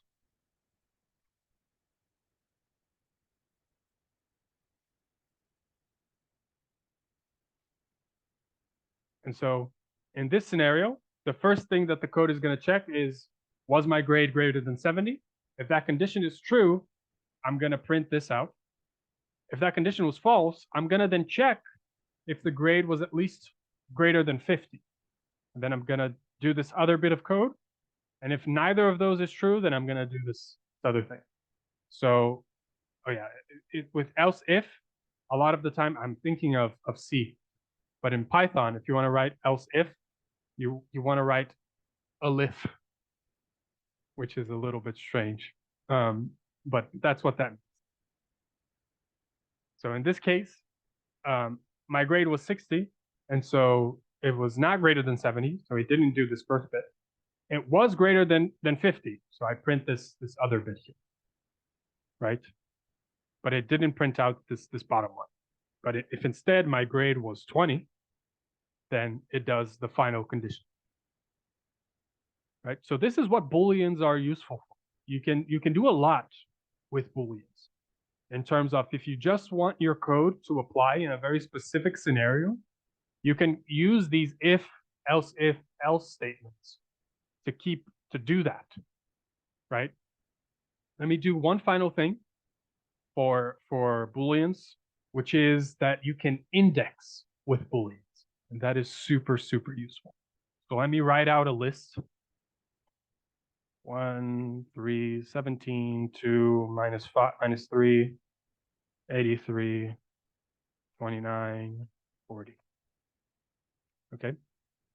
So let's say that I want to select the elements of this list that are less than 20, right? Whose value is less than 20. What I can do is, if I just write x less than 20. If I just write that, it's not working too good. But so this has to do again with this NumPy array stuff. So let me just turn this into a NumPy array really quickly. So I'm gonna again import NumPy as NP, and I'm gonna turn this into a NumPy array. So you can just write this by writing NumPy as array, and this is a function that just says put a list inside of me, and I'm gonna transform that into NumPy's version of a list, which is more useful usually for Python. If I run that, what you can see now is that running x is less than or equal to 20, it's giving me an array of booleans. So it's telling me that the first element of my list is true. It meets this condition. The second element of my list is also true. The third is also true, also true, also true. 83 gives false, 29 gives false, and 40 gives false. And what you can do is you can index the list by this. So you can say print x indexed to x less than 20. And that just prints out the values of my array that are less than 20. So this is very powerful. You don't have to check every element of your list if you want it in a specific range. You can just index it by the condition that you want, which is really cool. There we go. All right. So Doug covered all the basic data types in Python. We covered how Jupyter notebooks are used, the advantages of Jupyter Notebook, how to run a cell. We saw how to define a variable, how to change the value of a variable. We saw the different advantages that every data type gives us. And we also looked at conditionals and booleans, which help us define some condition and check if a certain event, if a certain variable or a certain operation satisfies that condition.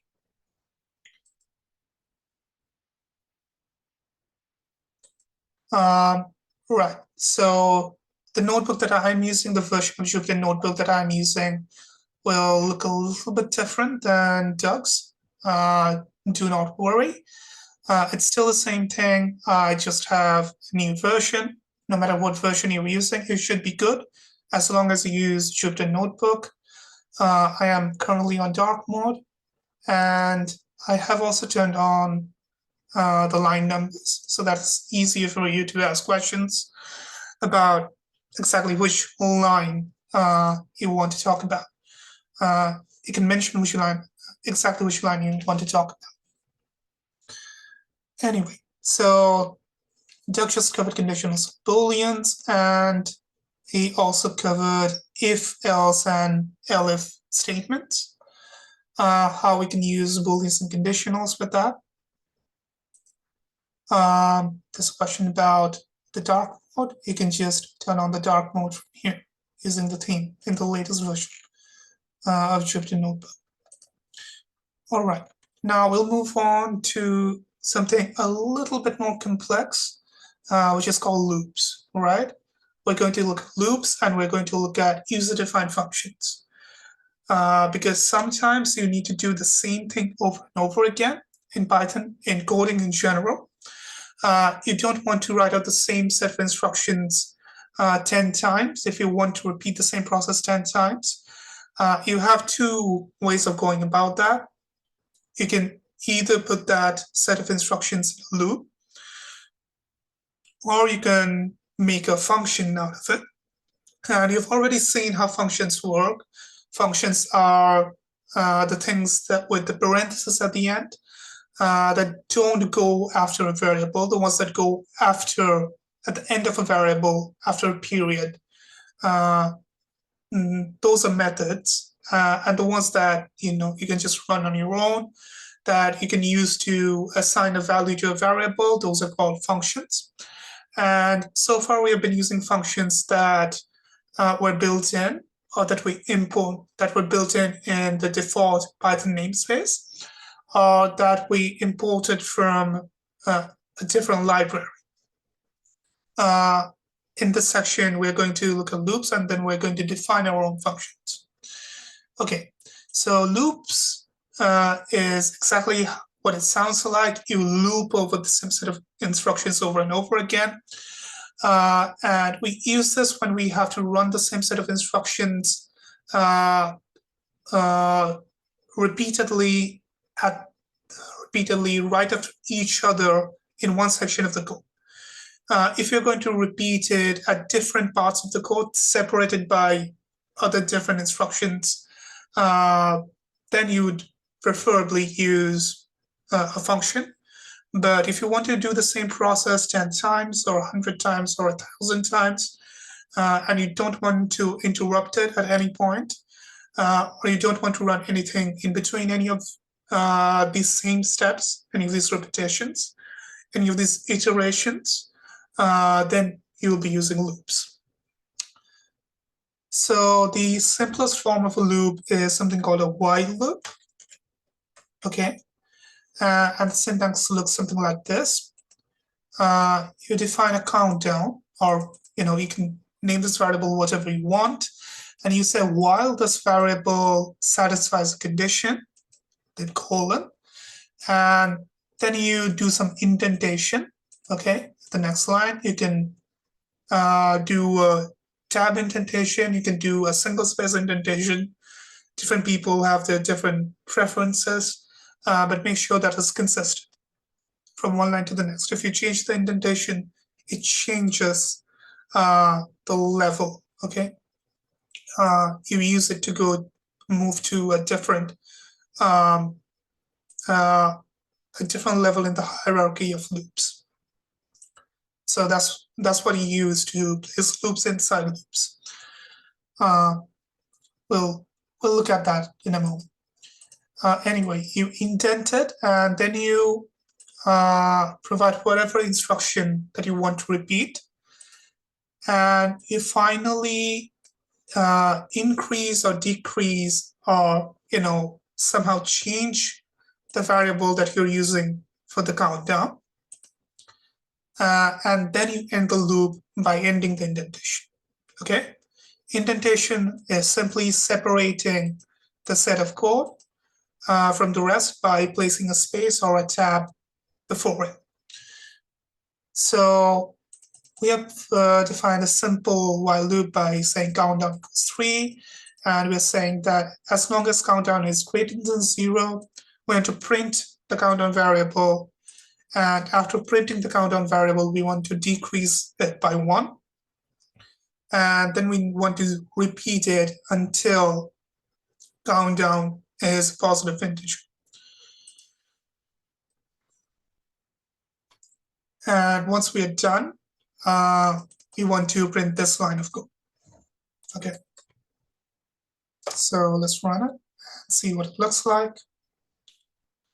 So as you can see, it started with 3, it printed 3 in the first iteration, and then it decreased the value, it printed 2, and then it ran again, decreasing the value once again, and it printed 1, and then it decreased the value one last time to 0, and once it was 0, the loop did not run, the loop stopped, and the program moved on to the section of the code that comes after the loop, and it finally printed liftoff.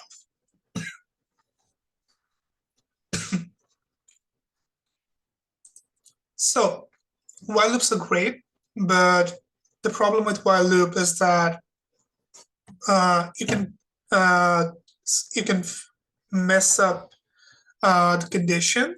You can mess up whatever line of code increases, decreases, or otherwise changes this variable, and the loop will just keep on running. Okay, and it will keep up taking resources, and unless the exit condition is satisfied, it will keep on running. forever. So that's the bad thing about while loops, which is why we use a safer loop called a for loop.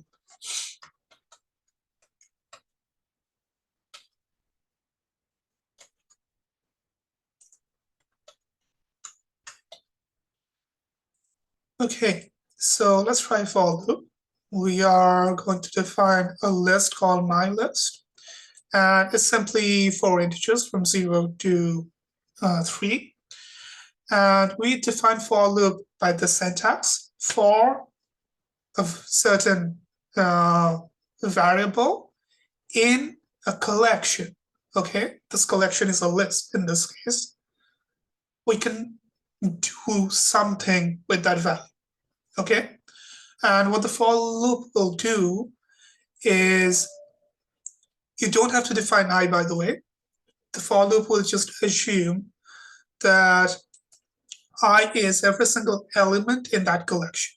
Okay, so for basically, a for loop basically tells the computer that for every element in this collection, do something.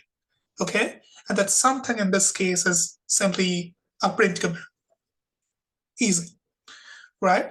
So it will assume that I is the placeholder variable that represents every element, okay, a separate element in each iteration, every element of this collection, of this list. And it will print each of these elements, okay? So let's run it, and you can see that it prints 0, 2, 3, right? It prints every single element of this list. And if I change one of the values and run it, you will see the change reflected here, right? Once again, you don't need to define I. The program knows that I is basically a placeholder variable. You don't even have to call it I, you can call it K or whatever you want.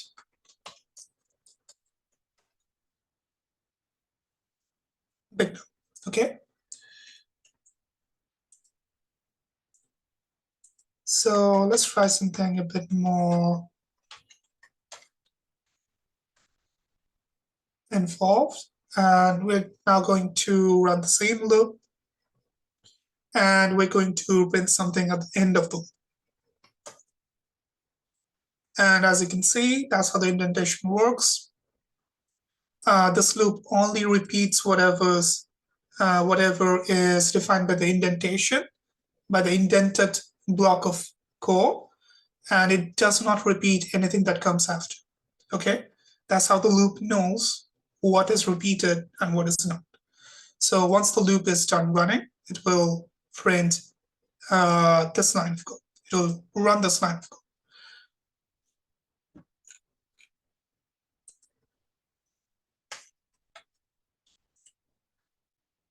And like I briefly mentioned, you can have loops inside of loops. And as you can see, there are 2 different levels of indentation. So there's an outer loop that goes over, once again, a collection. This collection is a range in this case. Range 2 will essentially go from 0 to just before 2. So it's inclusive of 0 with step 1 by default. But it is exclusive of 2. Similarly, for 3, it will stop right before 3. It will stop at 2. It will start at 0 and stop at 2.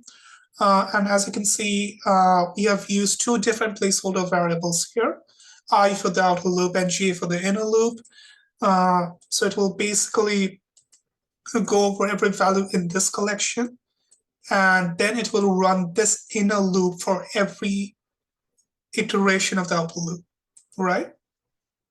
So this loop will run all of its iterations for each of the iterations of the outer loop, right? That's how the hierarchy works. Okay, so for the first iteration of the outer loop, you get these 3 lines of code, okay? Because the inner loop runs 3 times. Okay, and for the second iteration, the second and final iteration of the outer loop, you get these 3 lines of code.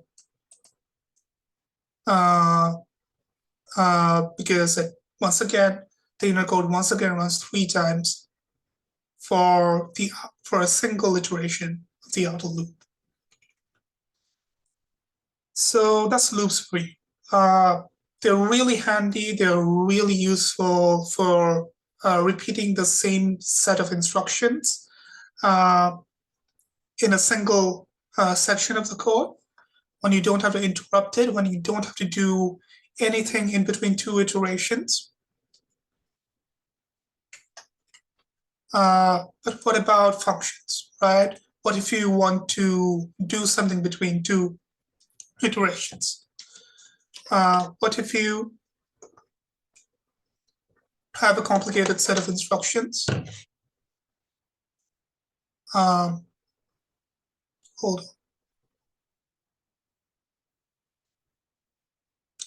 on.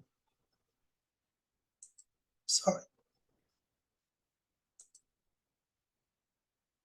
Okay.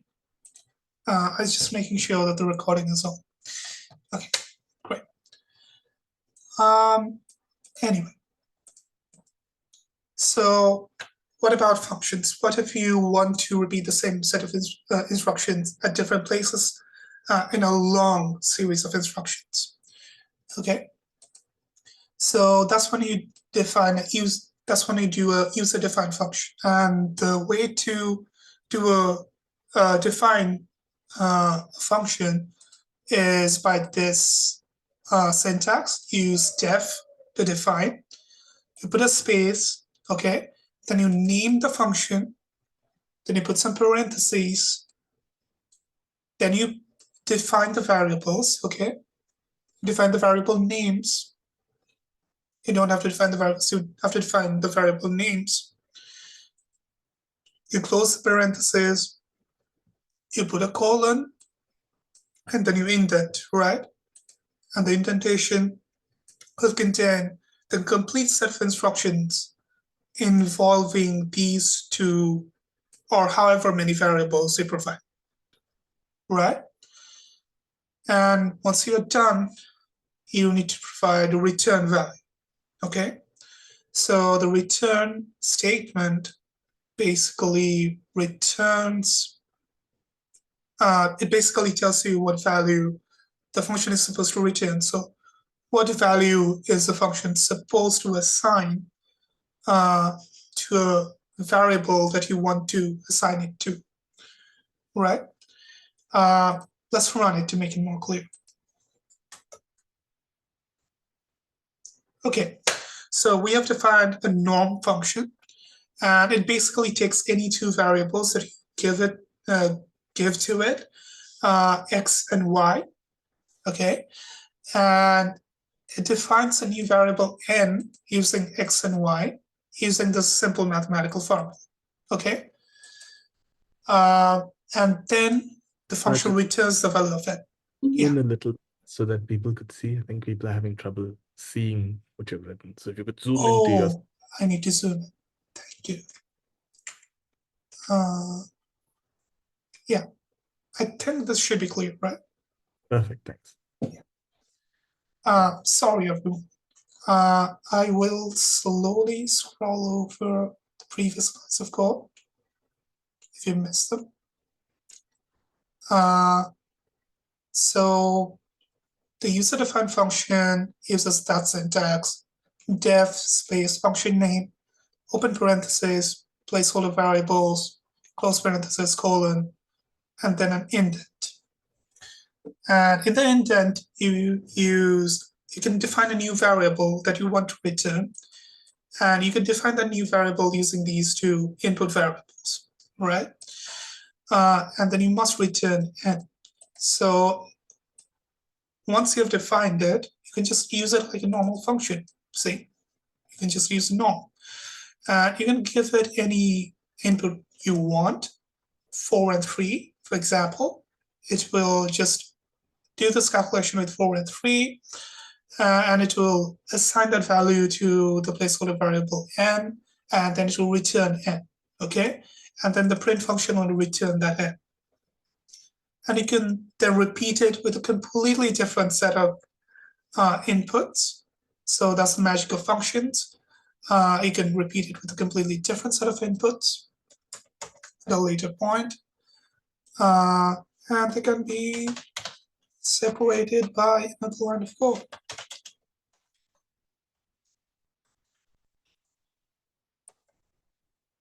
No problem, okay? So these are user-defined functions.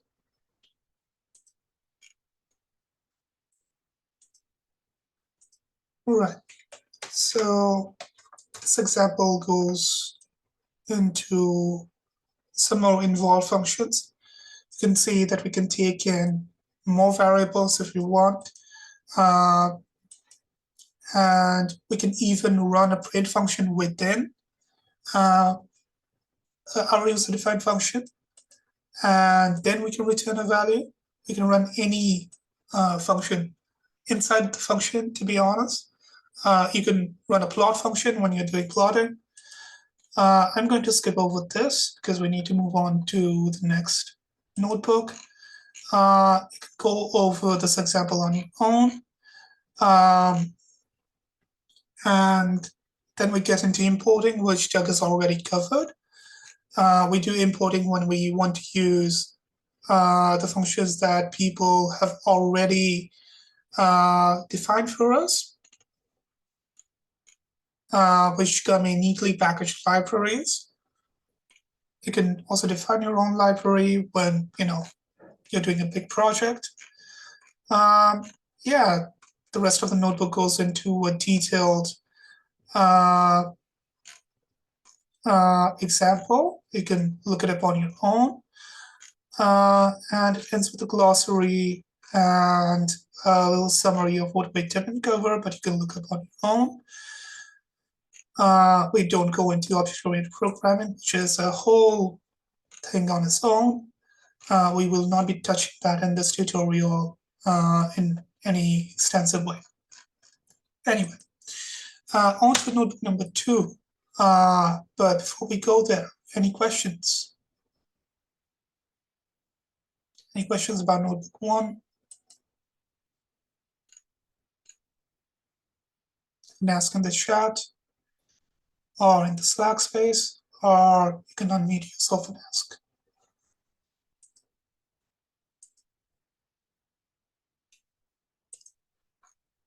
Okay, we're moving on to notebook number 2. Once again, let me turn on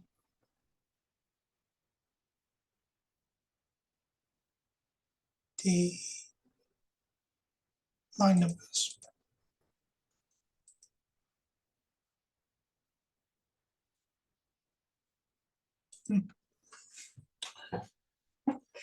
Okay, so ignore the title of this notebook. You're not SIP interns right now. Don't worry about it. So this notebook goes into plot. This notebook will cover a library called matplotlib or matplotlib, whatever. And it basically is the most commonly used plotting library in Python. And it's pretty much the oldest plotting library in Python. There are other options available now, some with better syntax, some with simpler syntax, some that are faster, more efficient. But even then, you will see that most of them depend on matplotlib to some degree. They take the help of matplotlib, they run some matplotlib code in the background. And matplotlib is basically the oldest of its kind,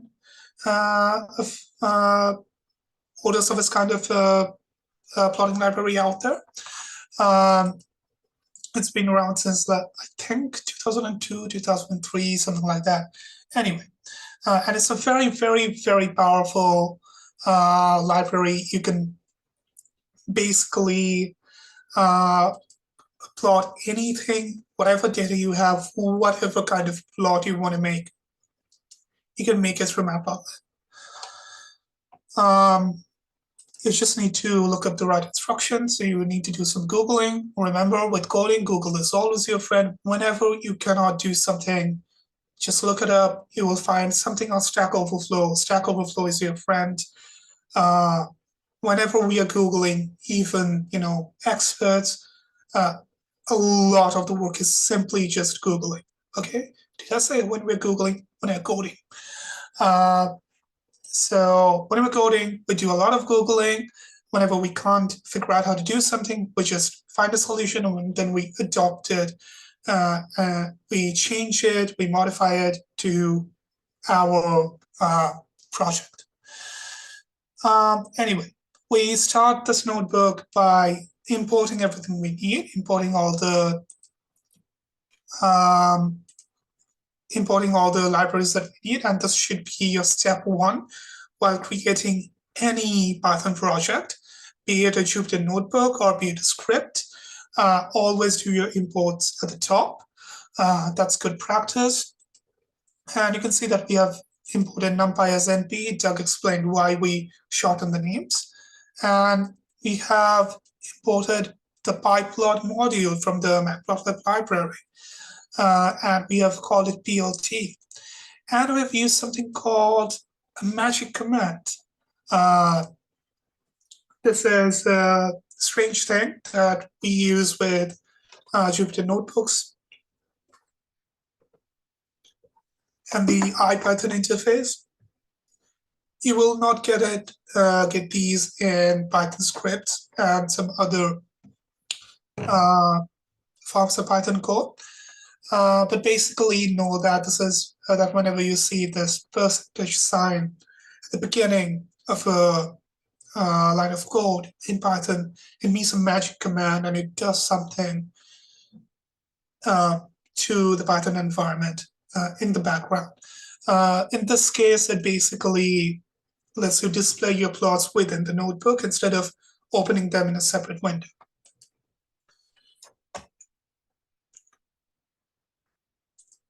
So we start by importing it.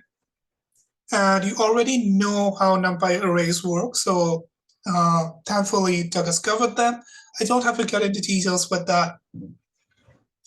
And you can see that we have defined a huge NumPy array using arange. Okay, arange stands for array. So we are defining an array in a range.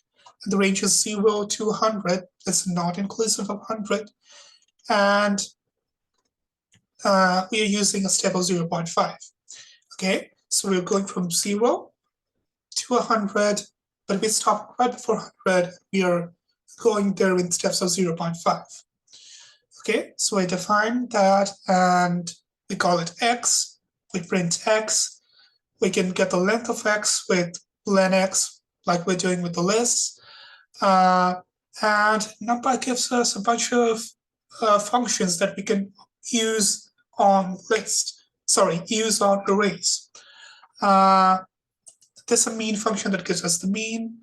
There's a max function that gives us the maximum value in the array. There's a min function that gives us the minimum value of the array. And you can run these on multi-dimensional arrays. So, two-dimensional, three-dimensional arrays, you can run them on along specific axes. Yeah, there's a lot you can do with NumPy. So let's run this and get the result. It looks like this. There's 200 elements in the array. The mean of the array is 49.75. The maximum value is 99.5, and the minimum, of course, is where we started, 0. And we can change one of the values and see what it looks like. We can go there in steps of 0.6. And this is what the array will look like. Yeah. So not just mean and minimums and maximums. NumPy gives us the power to do so much more. NumPy gives us the power to run complicated functions like sine and cos, like a sine and a cosine. NumPy has inbuilt functions for sine and cosine. And we're going to define an array. Let's see what this array looks like. And remember, unlike a list, you can operate on entire NumPy arrays with a single number, right? So you couldn't do this with lists.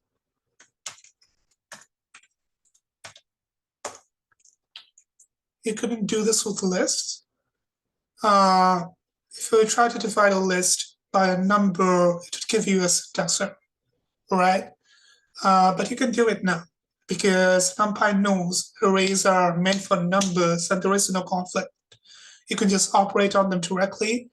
And dividing a whole array by 10 will divide every single element of that array by 10. Okay? You can see that's what happened here. Okay? You can see that the decimal place shifted one place to the left for every single element. It simply divided every single element by 10. Okay? So we can define these arrays. We can just do this operation on the arrays and pass them as input to the sine and cosine functions and define two new arrays, y1 and y2. And let's get straight to the plotting. We plot with the plot command in the pyplot module of matplotlib. We provide the x-axis array first, we provide the y-axis array second, then we can provide a bunch of optional stuff to define the looks of the plot, to define the visuals of the plot. And as you can see, and an important thing to note is that x and the x and the y variables, the horizontal and the vertical axis variables, should have the same number of elements. Try it at home. Please try to plot a figure with two NumPy arrays of different sizes, of different lengths. See what happens. See what error we get. So let's run it.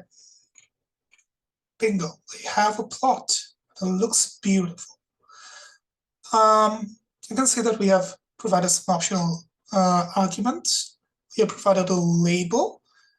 That label shows up here, and we can display the label using this line of code, plt.legend. If we turn it off, you can see that the key disappears. You can set a limit to the x or the y-axis using ylim or xlim. Once again, if we turn this off, you can see that it gives us a better, it stretches out the plot to a more comfortable range, but you can force it to show a larger part of the y-axis by fixing the y limits. The first limit gives you, the first argument of the y-lim gives you the lower limit, and the second one gives you the upper limit. And same with the x-lim function. The first one gives you the one to the left, and the second target gives you the limit to the right. The x label and the y label give you the axis labels. You can turn them off. You can see that I just turned off the x-axis label and it disappeared. You can bring it back by running that line of code again. I can change the color of the code, color of the lines. I can change the width of the lines. I can change the style of the lines.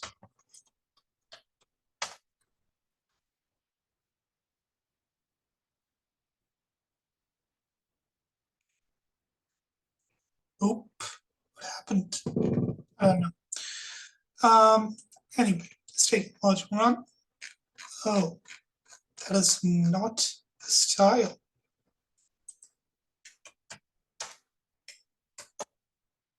go back to that. Okay. Anyway, so once again, we define a new array. This time 0 to 1 with a space of 0.01. And we're going to try and experiment with some nonlinear axis, some nonlinear plots. As you can see, we have defined y2 as x cubed, y3 as x root, and y4 as this 2x minus x squared.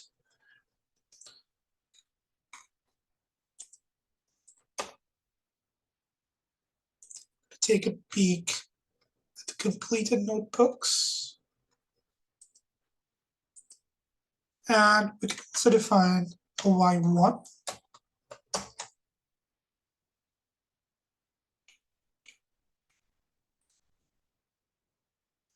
It doesn't work because this is 0 here. Let's try that.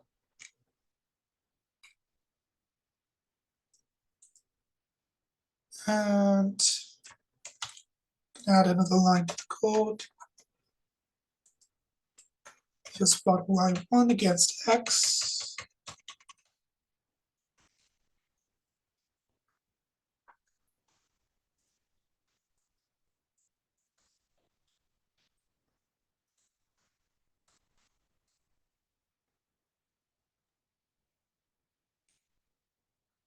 Okay, and as you can see, the moment we introduce y as log x as an extra line, it squishes the rest of the plot to a more uncomfortable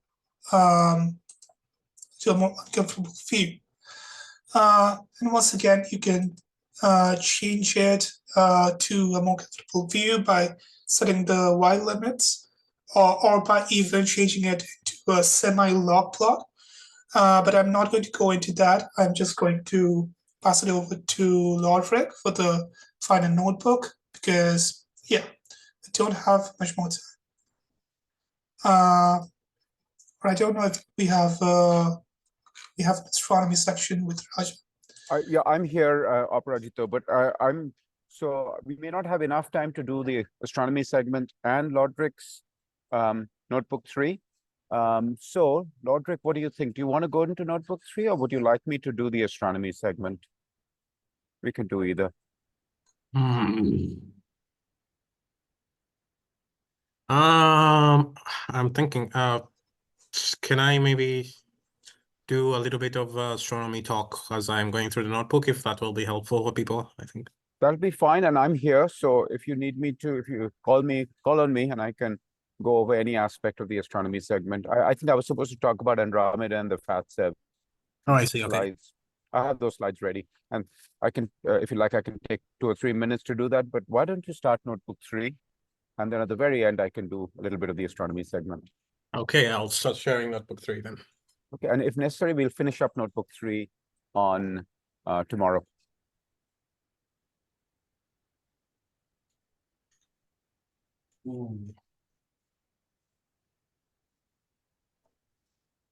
Okay, can everybody still hear me? We can hear you fine. Yeah. Fantastic. And Roderick, call on me if you need me to jump in at any point. Okay, I'm here. Okay. Oh, hello again, everybody. So we're gonna move on to notebook 3. So notebook 3 is a little bit different than notebooks. The rest of the notebooks from here onwards are gonna be a little bit different from the other notebooks that we've gone through so far, in that you can pretty much run all the code from the few previous notebooks and they will run. You will not have to edit. Hi, Lodrick. Could you zoom in a little bit more? Some people are having trouble. Sure. Okay, I can try that. Yeah. Thank you. Sorry for. Is that okay? That's better, yes. Zoom in a little bit more. Okay. Hope everybody can see that. Great. By the way, feel free to interrupt me at any point and ask a question. Yes, I was gonna say just when you're running these notebooks on your own, you can run pretty much notebook 1 and 2 with no issues, in that you won't have to edit any of the code. But here there's a few exercises from notebook 3 onwards, which we'll have to edit a little bit. And here we're gonna get a little bit into the nitty-gritty of how we do science in astrophysics. So this is like real life application in the paper that was presented by Doug in the first presentation. And so without further ado, I'm gonna move on to this notebook. And Raja will maybe talk a little bit more about the science behind this notebook. I'm just gonna try and go through the Python part. So if you remember in the first presentation, when we were talking about lists, Doug mentioned this library called NumPy. And a little bit about libraries, just pre-written code to sort of help you work through your analysis faster. So basically, when you say import NumPy, means we import some functions that are written from somewhere else and we use them in our code. So here is NumPy, which is basically arrays where we put numbers in and you can do a lot of math with them. And then we have matplotlib. In matplotlib, we are importing a specific method in matplotlib called pyplot. And this is matplotlib we were talking about in the last presentation. And basically all about plotting. And we're gonna, because we don't want to write this whole statement here, for example, matplotlib.pyplot, we just write the words plt. So anywhere where we write plt, we mean matplotlib.pyplot. And this line here, matplotlib inline, help us basically makes our plot look better when we're plotting them in Jupyter notebooks. Usually we don't use this when you're writing on a normal script, but this is basically for Jupyter notebook. And also, whenever we need to use some other methods, so pyplot is just one of the methods from matplotlib. So whenever we need to use matplotlib, any other methods from matplotlib, we imported that as well as MPL. And this is just so that we don't have to write this all way. And so before we run any notebooks, we have a few libraries that we use all the time, and we like to import them first. These are kind of the common libraries, and so we are going to run this cell. And these are not our only libraries. I personally use pandas a lot, so most of the time I will write something like this in the beginning of my code, just to show you that there's other.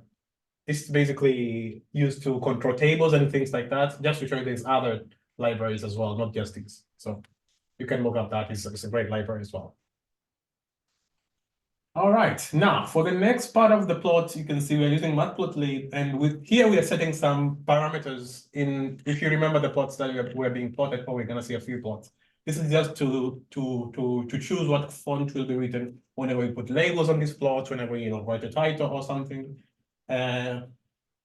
Here is the font size that we're going to be using. This is nice because sometimes the default settings are not the best, or they will not make your plots look the best. And so we'll run this here in the beginning of the cell. And what basically means that for all our plots, they will use this font and they will use this font size. This is not,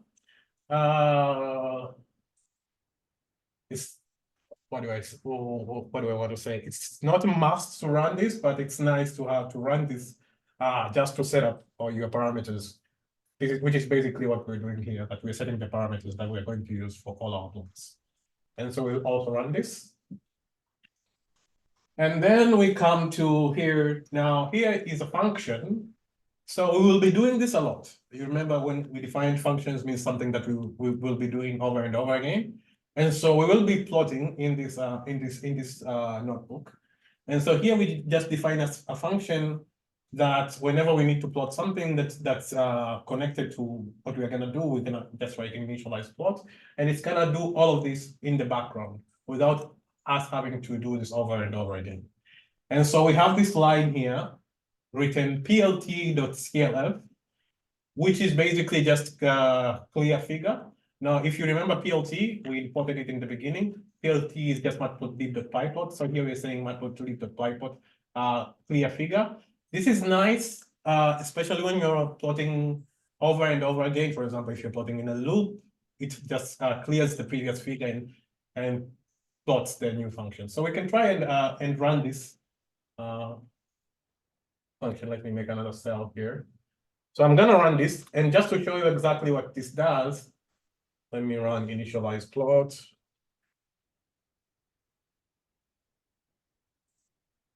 Here. So you see, what this is just, it creates a plot, which is, because we haven't added anything right now, it creates a figure of 8 by 8. This is just basically the figure size. So it's 8 by 8. Let me zoom out a little bit so that we can see better. Okay, this is just a figure size 8 by 8. 8 by 8 is in terms of, I think, pixels, I'm not sure. But yes, it's just basically how you define your figure size. If you define something bigger, this will be the x-axis, or rather the horizontal direction will be bigger, and this is the vertical direction. But also we can have x limit. This is just some of the things you can define. So x limit means we're gonna start from -1. As you can see here, this goes from 0, then -1 is gonna be right here. It's not marked, but -1, then 0, then there's a 1 somewhere here. 2, 3, 4, 5, and it ends at 8, then it ends at 9. Basically, when you want to make your plot look nice, you define your x limits. You can also define your y limits, as you can see here. So basically, we are defining this for all of the plots we're going to be using. And we can see here we've written x label, and we've written here this string. Basically, we're defining what we're going to call the x-axis, and this is written here. And as you can see, maybe if you don't know fonts, you can see, but you can see this is written in serif, which is the font we defined here. And the font size will be 14. Now, what exactly these numbers mean? Raja, should I talk about this now, or should I continue? Up to you. You can maybe mention it briefly, that Yes. the magnitude axis is reversed and that the x-axis is a proxy for temperature. Maybe that would be. Yeah. So basically, here we have two axes, which we have defined their names in this x label and y label. And so what this is trying to say is something called a color index, which is, as Raja said, a proxy for temperature, really. And so what we do is there is something that defines, let me say, brightness of stars. We're going to be looking at, okay, let me give a little bit of background. We're going to be looking at stars in this notebook, and we're going to be looking at different properties of stars, and we're going to try to group those stars in terms of some different properties. And so this is one of them. This means there was a kind of brightness that was measured at 475 microns, and another brightness that was measured at 814 microns. And so when we subtract those two, we get something called a color index, which is also kind of a proxy for temperature. And so let me try and remember, as you go to the x-axis, Raja, help me here. Does temperature increase? No, I think it decreases as you go. Temperature increases to the left, decreases to the right. Yeah. Yes. So Yeah. reverse temperature scale, and even though the brightness scale numbers are reversed, Mhm. brighter stars are at the top and fainter stars are at the bottom, because the magnitude scale is an inverted scale. So you see 24s at the bottom, 19s at the top, or 18s at the top. Yes, thank you, Raja. So you can see here, this is inverted. This is just if you have a magnitude of 24, these are actually fainter stars, and as you go down, these are actually brighter. That's why it's inverted, and we'll see the plot later. But this is basically just what we defined. So any questions up to that? Because there was a lot of going on there. I can't see the chat because I'm using a different computer. But I hope everything is good. Yeah, we are taking care of the chat. Don't Yeah. worry about it. Okay, thanks. So we're gonna move on to the next function here. This is also, so when we're defining functions, as I said, we're basically defining something that we're gonna be doing a lot. So this is a function named write catalog, and it takes in the arguments or parameters catalog name, your parameters, which is written param, and param name string. And so what this does is basically write a file. In Python, you're going to be, oh, well, not necessarily in Python, but most coding, we usually work with text files where we write some of the stuff. And so this function is going to help us make those files. And so you can see first we create and open a text file. So in this line here, it says catalog. Catalog, we've defined a variable called catalog. And in the variable, we are using this function open and texting the catalog name. And here W means write. So let me define what that means. Once you run this function, okay, it will open a file. If that file already exists, it will just open it. And if it doesn't, it will make that file. It will create that file and open it. That file will have the name that you'll give it, catalog name. So you can give it any name, I don't know, Lodric or stars 1, 2, 3 or something. And then it will open that and it will open it in write mode. So opening it in write mode means we can edit whatever is in that function. And sorry, in that file. And then here we have catalog.write. So when we say catalog.write, means we are writing in the file catalog, okay? And then here so this is a string that we pass in the function write. And then so first it's gonna write a £. And then it's gonna write the param name string, which will pass here. And then it will move to a new line. Whenever you see this what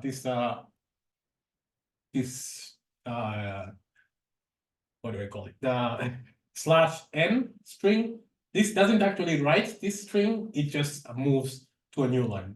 So let me try and run this before so that we can see what is happening. I'd love to do this on a notebook. Okay, maybe we'll see it in action as we move forward. So first it's going to open the file, then it's going to write this line. And then for the rest of the function, it says for I, this is just a variable that is defined in range length of params.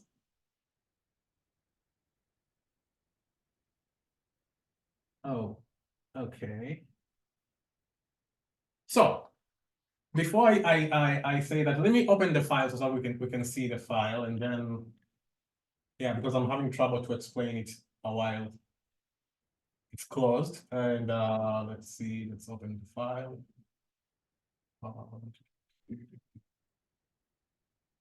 In data. This is file. Let me open this. Okay, so this is one of those files. And so when it says params, these are the parameters. So array, dec. Here, this is chi, which defines the distance from the center of the. Oh, okay. Before I even say that, so this is basically a file that has all the information that was collected about some stars in the Andromeda galaxy. And so here we define the array of, so every row here represents a different star. So for this particular star, it's on the array of 10. Array is basically the longitude kind of position on the sky, and dec is basically the latitude, and pi is the distance from the center of the Andromeda galaxy. And you can see all these other parameters. We can see the parameters that I was talking about, the magnitude. So every star here has those parameters defined. And so this file was made, I think, in similar function to what is what's in this. And so for all the parameters, loop over stars. Okay. Right, this is what will happen. Okay.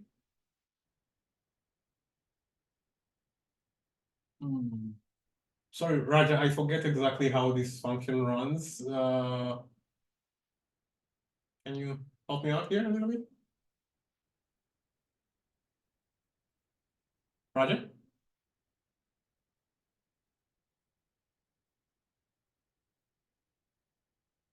Can everybody still hear me?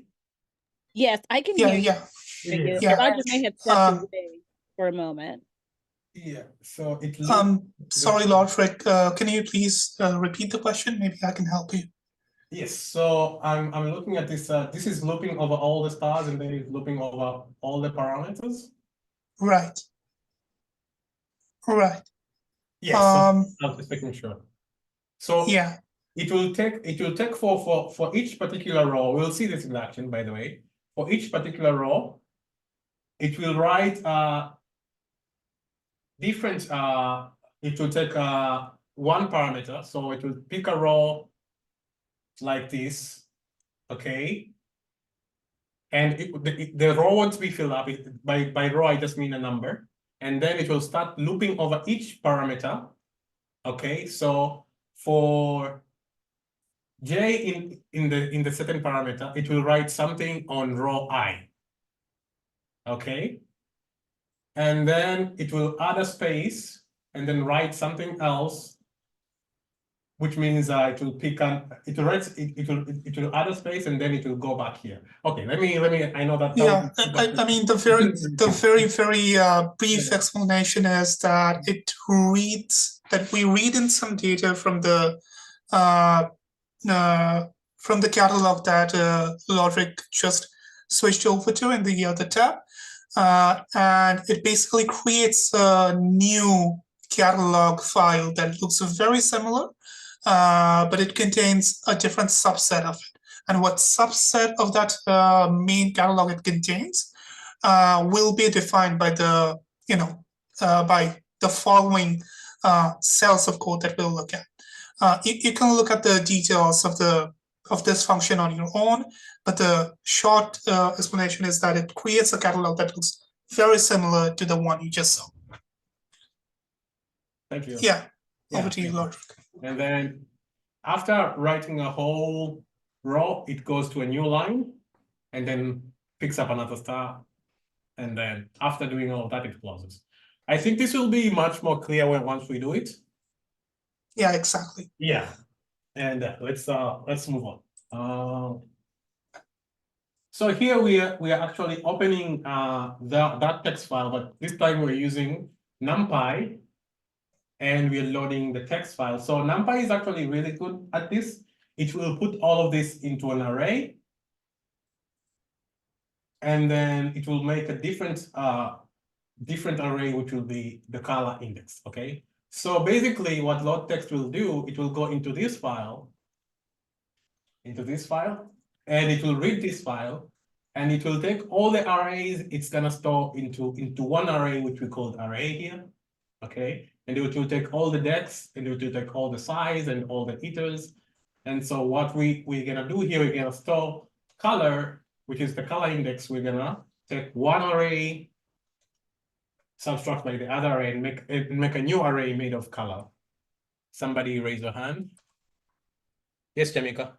Yes, thank you, Lordrick. We have just passed the top of the hour for our end time for this session. Is this a good spot to stop and end for today and get ready for the next session? We can probably pick up notebook 3 tomorrow. I don't think it will be a problem. Yes, I think that'll be fine. Okay. Yeah. Lordrick, please finish your thought and then wrap us up, please. Okay, so we're gonna run this just very quickly. And so basically what that did, if I print color here, let me just do that, and then we'll be done for the day. Color.